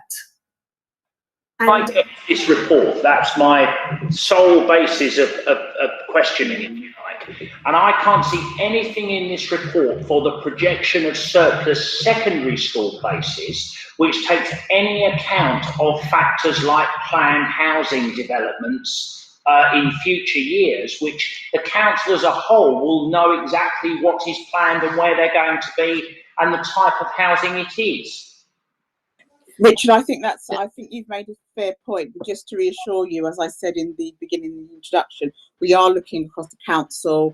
The Mayor and I have discussed this in great detail with Annie and Anne before she left, that we are looking across the piece, because we've got to look at how you support schools in the number that they have now, but bearing in mind, knowing that that could change as developments begin to be built, completed, and families moved in. Some of the housing that are being built in the borough are targeted at families. So that's absolutely is been taken on board. So just want to reassure you of that point. And it's really important that the documents reflect that better, but that is definitely part of the strategic approach going forward. I think if I can add, I think as Marion said, the numbers do reflect that those calculations. It may not say specifically, but the numbers coming through from primary, which is, as Marion said, reflects the housing developments as well, also move through into. Annie, one thing no one's mentioned as well is free schools, and the fact that free schools can just come and set up in the borough and they don't have to consult with the local authorities, and sometimes in the past that has affected our numbers. I mean, this can pan-London wide. So I'm not saying it's just about principals, but that is part of it as well. Chair, can I ask a follow-up on this? Yes. Marion, could I just ask you whether the predictions that we've had back from the GLA have been relatively accurate in the past few years? They are accurate, well, relatively accurate, because projections are projections. 1, 2, 3 years ahead. What they are not is 10, 11 years ahead, because I think this dramatic fall in pupil numbers has happened so suddenly. It's not just in Hackney, it's all across London and big cities like Birmingham. There's a range of factors, which is the high cost of accommodation, growth, owner-occupied and renting, benefit changes, there's the Brexit effect, and now there's COVID to add to it. But the projections are pretty good a few years ahead. But if you look at the table, diagram 1, and it's a little bit hard to see on the screen, but it shows that in 2009, the projections were massive, because that's the dark blue line. If you look at the next blue line underneath, is the latest projections, which show it going down and then a little bit going up. You get revised projections every year based on the actual school rolls that take into account all the factors that I've said. All you can do is work with your projections, but they are as good as you can get, I think, and they certainly do take into account all the housing developments. Thank you. I'm going to take a few more questions, although I'm conscious that we're running over. So if we could try to be as brief as possible. So I've got a question from Councillor Gordon and then another one from Councillor Young. Yeah, I mean, just really sort of following up on the, the issues that have been raised about the sort of policy response to schools which have become undersubscribed. It says in the report that after all choices were applied, 33 primary schools are eventually undersubscribed, and 21 of them were substantially undersubscribed by more than 25%. Just really wanted to know a little bit more about what strategic analysis being taken place of which schools these are, what type of school they are, and where they are in the borough, and what sort of support is being given to them, and also what the process is for coming to agreements in relation to installing a cap on places. And it would be, I think you've touched as well, really, on the possibility of maybe more specialist units for children with special educational needs. I don't know whether that's something that would be part of the response to the situation with those schools, or what sort of plans you've got for that in primary and secondary schools. Can I answer that, Chair, or do you want to take a couple more questions? Can we just take one more from Councillor Young, please? Sure. So this is the question I tried to ask earlier in the wrong place. So you've talked about this a bit, but I think there is probably more to dig out of it. We know in this report, and we know from other information, that parents do find it difficult to get enough information from school websites.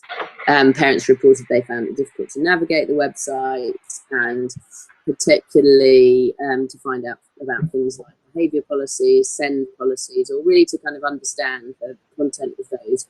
Wondered if there's any guidance for schools on the accessibility of online documentation, and also whether there are provisions for, or requirements in fact, for schools to provide information for parents where English is an additional language, and how they can best do that.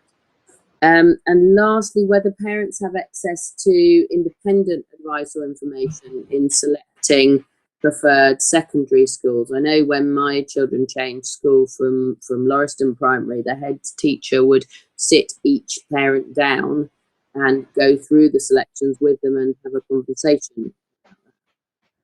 Just really about what information is available and what information schools are required to make available.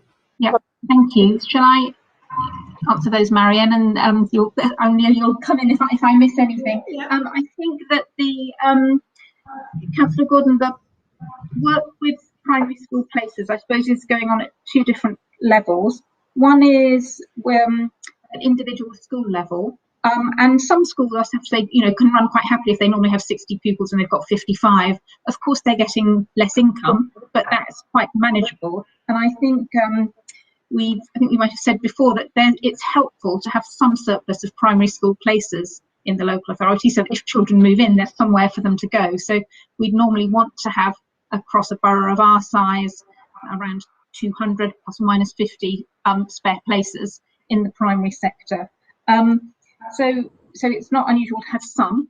I think the issue, as you said, is where there are some substantial numbers, and that does involve some tricky decisions for head teachers and governors working with us, because we have moved, and some schools have opted to move from being a 2-form entry school to a 1-form entry school to manage that, because while it's manageable in the example I gave of having 55 pupils, probably not manageable if you've got 35 and trying to teach them in 2 classes. That's just not financially viable. So we are looking at helping schools with that. We can't give them extra money. The money comes per pupil, and as you know, and we don't have extra money to give them, but we can help them manage financially better. And I think the increase in specialist places will be part of the strategy coming out. We do want more local specialist places. We've already got, I think Councillor Woodley reported in one of the last scrutiny meetings, 84 new places coming this year. And I think it's important. I know one of the things we rightly are concerned about when we lose school places is the drop in jobs, but actually when we increase, particularly specialist places, they do come with a high staff to pupil ratio. So we are creating jobs in those situations. I think the other point was about how accessible is information to parents. All schools have to have something about their provision for special educational needs on their website, and they have to have their policies on their website. And I think they are there. Sometimes they're under slightly different headings. And certainly during the year, we can do an audit on how accessible they are. It's one of the things we sometimes do in terms of governance audits. It's not a requirement to have things in different languages. And I'm going to ask Marion if we do provide any additional support. But the example you gave of primary heads or someone in the primary school talking people through decisions does happen in most primary schools, that someone does work with the latter part of year 5, early year 6 children and their parents. Just to add, generally we start meeting the parents or inviting them to a meeting in the summer term of year 5. Obviously, it's had to happen online for the last year, just to ensure that they're aware once September comes, this is for secondary transfer, things happen very quickly.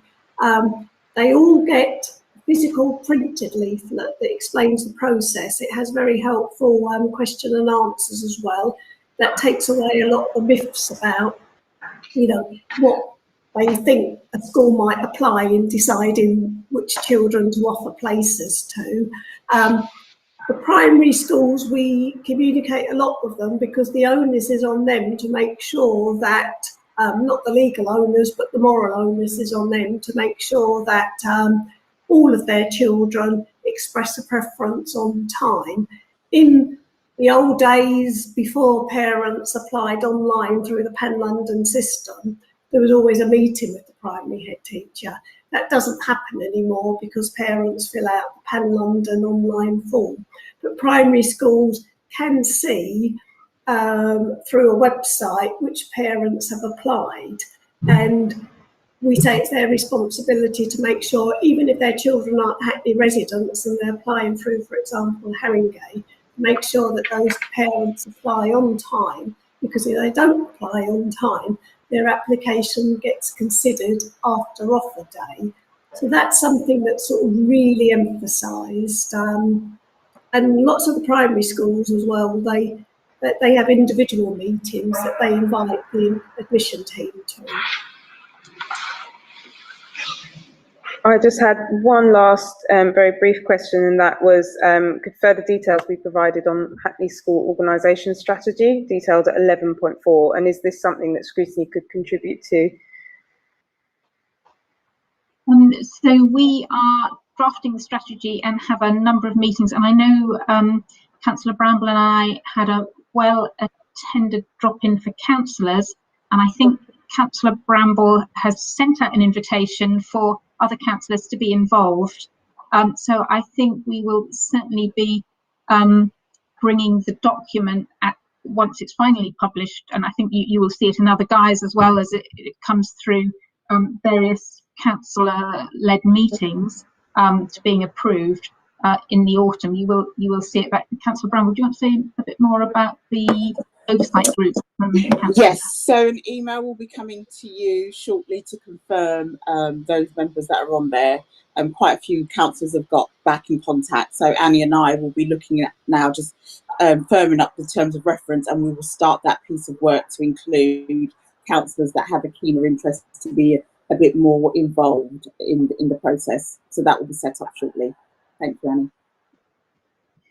Annie. Thank you very much. And I think I just have a few suggestions for the report for next year, just based on what's emerged from some of the questioning this evening. And I think it's and actually a separate point, and that is that I would be quite keen to see a bit more information on places that we offer to children with special educational needs, because at the moment we just have the numbers, but it would just be quite useful for us to understand what that process is, and whether it's a sort of preference system that operates, and what number of these children and families get their first preferences.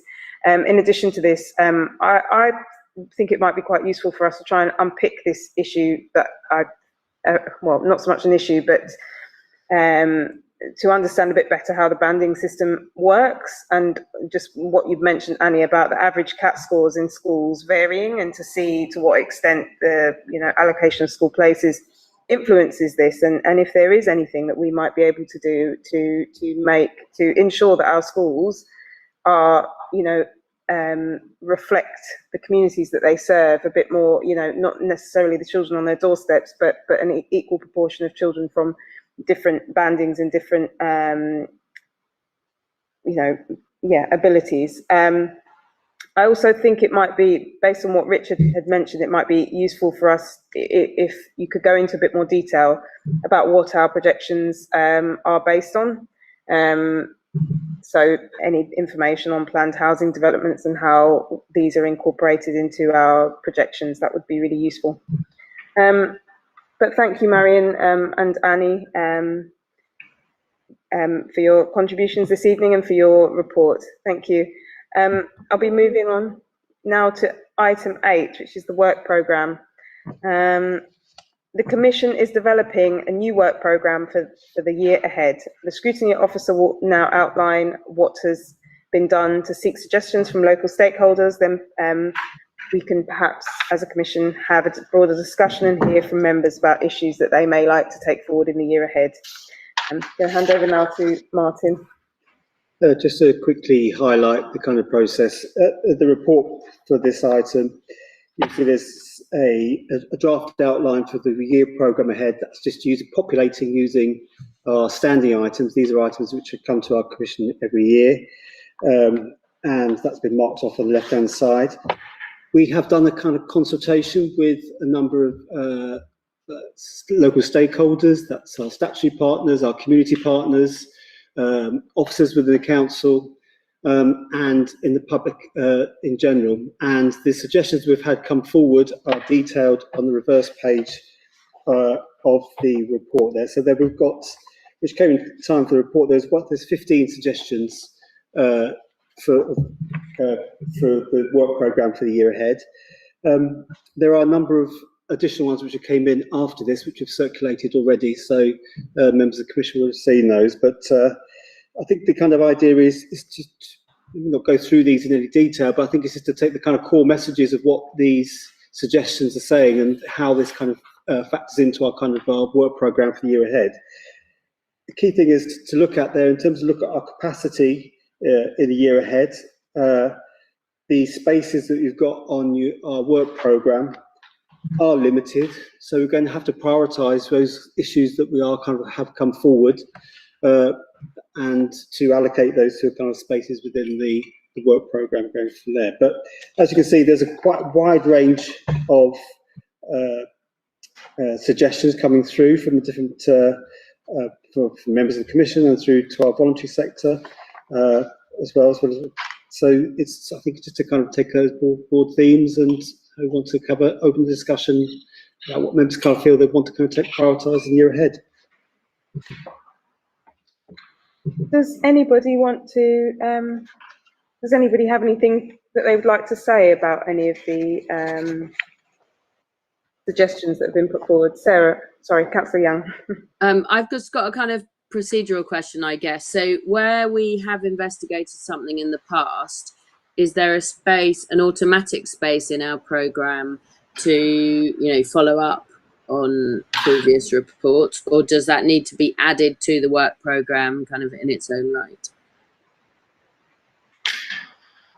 So yes, I'm really keen that we go back and look at the work that we did on unregistered educational settings to see what's happened, to just kind of follow up on our recommendations and report back on what's happened. So I just wondered if that's a sort of ordinary part of our business in the year, or whether it would have to be added to the work programme as a new subject. So of the unregistered settings is part of our a review that we look at ongoing, and so I think we generally kind of look at it on a yearly basis. So I think we agreed last year that we would kind of continue updates from it. So fine, thank you. We generally take it at the same time as when the City and Happily Safeguarding Children Partnership report back. So we kind of have those items at the same time because they're kind of obviously key kind of partner in that kind of work. Yeah. Okay. Thanks very much. I would be keen to hear from members, because I think how we usually do things is we go through what we feel are, not necessarily today, but we can reflect on what we feel are our priorities, and also see whether there are ways in which we can incorporate some of the other suggestions into items that are already planned to come to the Commission anyway. So incorporating, additional questions that we may ask of Children's Services during one of their biannual updates.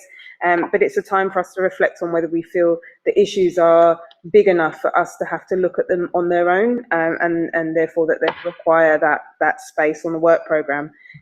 For me, a couple of the things that I had suggested or that I'm also quite keen for us to explore include, and this I think links into the fact that we are developing our housing policy at the moment, but it's about housing for vulnerable young people, in particular looking at allocation for care leavers who are often placed in temporary accommodation and outside of the borough, and actually the legality around that is really quite complex. This is something I've picked up on in my work. As soon as a child turns 21, then actually they don't necessarily have the same rights to social housing within the borough that they would have been looked after in, and if they are no longer living in that borough, then that may be the end of that for those young people. So I'm quite keen to explore, for us to explore as a Commission, actually how housing allocations have been impacting this particular cohort of children. I've also been quite keen for us to look at the low traffic neighbourhoods and how this is impacting young people, because we are a disproportionately young borough. These children are our future. These are the young people who will be navigating these streets that we're hearing lots of adults talking about, how LTNs have been impacting them. I don't think we've been hearing very much about the impact on young people, and whether, the increased drive for residents in the borough to walk and to cycle as much as possible, whether or not young people feel that they are able to cycle? Are they able to cycle to school? Do they have storage for their bikes in the accommodation where they're living, especially if this is in temporary accommodation or if they're overcrowded? But to find out whether that green agenda is actually something that is realistic for some of our young people, and just what their thoughts and feelings are about it in relation to the LTNs quite specifically. And another thing that's been suggested by the Children in Hackney Safeguarding Partnership that I would be really keen for us to look at, because I underwent some fantastic training on disproportionality and intersectionality and safeguarding, and it made me realise that I'd been looking at safeguarding in the wrong way, up until that point, because essentially, safeguarding a black boy is a very different situation to safeguarding a young white girl, and I'd be really quite keen to unpick this and to understand how unconscious bias may influence the way potentially in which we safeguard different children within the borough, and the perspectives, and to look at the ways in which we challenge our perspective of who needs safeguarding, and those who perhaps are not quite so frequently viewed as needing to be safeguarded. So those are my things that I'd be quite keen for us to explore in particular. But quite keen to hear from others if you have any.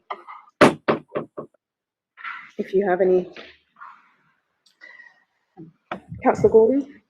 And it's probably going to overlap a bit with what Jo was going to say, but I mean, I think, I would be very keen. I think I've been quite interested in this for a long time, really, to sort of examine a bit more closely how much we understand our SEND population and within Hackney schools, and how, and how good we are in primary schools, really, at identifying children with a need for support, and children with different characteristics from different backgrounds, and also, what sort of, because obviously we're given raw statistics, very frequently about the increasing need, and demand for this, and for services, which I think it would be really interesting to just really look at what's happening with identification and early support, and how effective that is, and how and how well trained and effective the professionals that are working in that space are able to be, what sort of resources they've got, and is there anything else that we need to do as local authorities to support those children, their families and the people working with them. I would just also actually really maybe, I think particularly questions about children in temporary accommodation. I went to a seminar recently really about the effect of, children temporary accommodation, long-term families being moved out of the area and out of the borough, and that in Hackney's having, because we try and place our children near to us, we're trying to place them in Newham, but that's obviously having an impact on, families in Newham, and that's there's sort of disruptions to families and networks. I think just really, it's following on from what we were saying earlier, but just really how close are we to our children in temporary accommodation, how we're fulfilling their needs. I was also going to say, I think the LTN's suggestion is a very good one, and I think it's also maybe just touching on sort of how transport in general is used by our young people, and the broader issues in relation to that would also be interesting. Chair, if I could just, this device I'm on hopefully doesn't have a raise hand function. Just when you were talking, I wondered if the Commission would consider, when you're looking at housing for our children, young people and our care leavers, if you consider within that the disproportionality of any particular group within that cohort is particularly disadvantaged. And I'd also wonder if the Commission would consider adultification when you're talking about safeguarding the language of children, and the piece of work that is going around that some groups of children are, for want of the best word, adultified. Adultification is where we look at some children as adults and treat other children like children, which leads to the comment that you said. But obviously, I'm not a Scrutiny chair, but would welcome if you and the Commission would consider those suggestions alongside the work you mentioned. Thank you. Thank you very much, Councillor Bramble. I think, yeah, I think we were singing from the same hymn sheet there in terms of the potentially looking at safeguarding, and I'd read a paper that was authored by the same person who coined that term, adultification, that was looking at the fact that black girls are largely absent from children's social care in terms of sexual abuse, and we know that sexual abuse happens across the piece, and therefore we should expect to have more even representation, and we know in particular with black boys, for example, that they're all too often seen as perpetrators of crime, and that we're only very recently starting to look at 15-year-olds who are trafficking drugs to other parts of the country as actually being the victims of trafficking that they are. So I think that it's now time for us to have a look, not just at county lines and the buzzwords that I think we're hearing repeatedly, but to understand the broader ramifications of how bias inhibits the way that we, to challenge, to really bring some challenge to the way that bias potentially impacts the way in which we safeguard, and assumptions that are made about children from different groups impacts the way that we approach safeguarding them. Jo, did you want to come in? Yes, I had a couple of points really. One regarding safeguarding again was just picking up on the recent awful reporting on sexual abuse and harassment in schools, and the recent statement by the Ofsted Commissioner. And I feel that we shouldn't be ignoring that in Hackney, that it would be good to include that somewhere in our programme, to be asking, is there a piece of work being done in the borough to investigate, what are schools doing to try and find out to what degree this is happening. I think the thinking seems to be that schools should assume that it is happening, and to go from there. So that was my first point. And the second one, I think, really was to reiterate what Councillor Gordon was saying about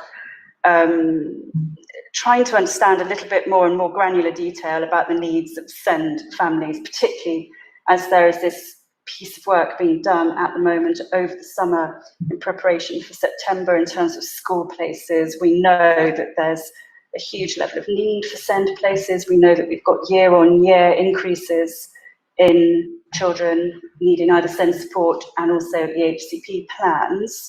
The vast majority of those diagnoses are for autism, but that covers a huge range of need, and it's always reported to us as one sort of block of need, and I think it's much more detailed and much more varied than that, and it would be really nice to know, or to sort of have some oversight really on the level of research that's been done into what the needs actually are, and to make sure that it is being co-produced with the SEND community themselves to find out what those needs, what families say they need, what young people need. Thank you, Jo. I'm wondering if any other members of the Commission wanted to come in on that one. Just to highlight, that obviously we. Oh, sorry, Shadna. Right. No. Yeah, I want to echo Councillor Gordon and Jo as well with the concerns about the SEND community. In particular, my concern is with the EHC plans and the variability of information that exists, and this seems to be very much the case for mainstream schools rather than special schools. I think the lack of information or the variability of information really does impact the support that is given to these pupils. So that is something that I would like to consider. The special schools are doing a fantastic job, and that's pretty much clear. Where they're not helped, it is the information that's coming out of the mainstream schools. Support that could be given to SENCOs and to the school community in general in supporting that kind of information sharing. And again, not just within the school community, but between the school and families, as Joel was saying, and that is something that definitely needs to be looked at as in terms of wanting to involve parents and families in general with the provision and in supporting their children, not just kind of being kind of passive observers of what the school's doing. If that makes sense. It does entirely. Councillor Peters. I think I'd very much agree with that. If we're looking at SEND provision and need, then it would be better to do this in mainstream schools rather than provision in special schools. Which is, I think in mainstream schools it's more likely to be lost, right, and to be missed. And it sort of all goes full circle, doesn't it? When you were talking about, Councillor Gordon, about just having a better grasp of what our children with special educational needs within the borough, what does that look like? And I think from the figures that we've seen, the vast majority of children with social and emotional behavioural difficulties are therefore most likely to be in our mainstream sector. And again, other work that we've done on the Commission where we've been exploring school exclusions, we're seeing that same group of young people being overrepresented in school exclusions also. So I think it would, as a starting point, be quite good to have a look at, as you mentioned, Councillor Gordon, who these young people are and where they're being educated at the moment and how they're being supported. So it feels like SEND is definitely, and the various issues that have been touched on is definitely one of our priorities, perhaps. And also, obviously, although there is detailed statutory provision and rights around children with EHCPs, it's a totally different position for the vast majority of children with special educational needs who are on SEND support, where there is, far more information and accountability in terms of those children to their parents, and far less information and tracking of what's happening with them. So to just highlight, so we publish all these for openness and transparency. So these are suggestions that we get through. So we make sure we publish these so people, it's a recognition of where we've got these kind of suggestions from. And in the next 3 or 4 weeks, we will kind of work with the Commission, the Chair, Vice Chair. We'll meet with officers to kind of work these suggestions up in a prioritised sort of way, obviously in consultation with the rest of the Commission as well, in terms of what happens in the rest of the work programme. Sorry, I've just seen Councillor Sizer. I think you wanted to come in. Yeah, it was another suggestion, although I'm very, very happy to go with all of the suggestions around special education needs. I think there'll be a lot of things that have been hidden during the pandemic and during lockdown in terms of the effects on children and on families. And so one suggestion that I had was looking at children of alcoholics, but also widening that out to the effect of substance abuse on children in general. I think there'll be so much that we're unearthing as we come through this time, and that feeds into some of the other suggestions around looking at the effects of loneliness and domestic violence that have been suggested by other people as well. But the statistics are really high. Children of alcoholics alone are 1 in 5 children are affected by parental drinking. So that doesn't include other substance abuse. So I just think that, may be quite an interesting body of work to do going forward. So that would be a suggestion I'd make. Thank you very much for that suggestion. Just reflecting on the Children's Social Care annual review and biannual review that comes to the Scrutiny Commission, and although it's an incredibly comprehensive review, just hearing your suggestion did make me think that we hear quite a lot about domestic violence, but perhaps not so much about substance misuse and alcoholism. And it might be quite useful for us as standard to actually ask for the annual report to expand a bit on the extent to which the children and young people who are accessing various different children's social care interventions have that going on for them, and whether there is a causal link between that and the children's social care interventions that their families may be receiving, and also what other work we are doing to support those vulnerable families. But thank you very much for that suggestion. So in terms of next steps and us determining. So as I say, we'll obviously publish all of these, the long list, and we'll publish the additional ones, which are suggestions which have come in since this time. And in the next 3 or 4 weeks, we'll I mean, if we can involve members as much as we can in terms to review the suggestions coming forward, and then we'll work with yourself and the Vice Chair to kind of prioritise those issues which we should go into the remainder of the work programme.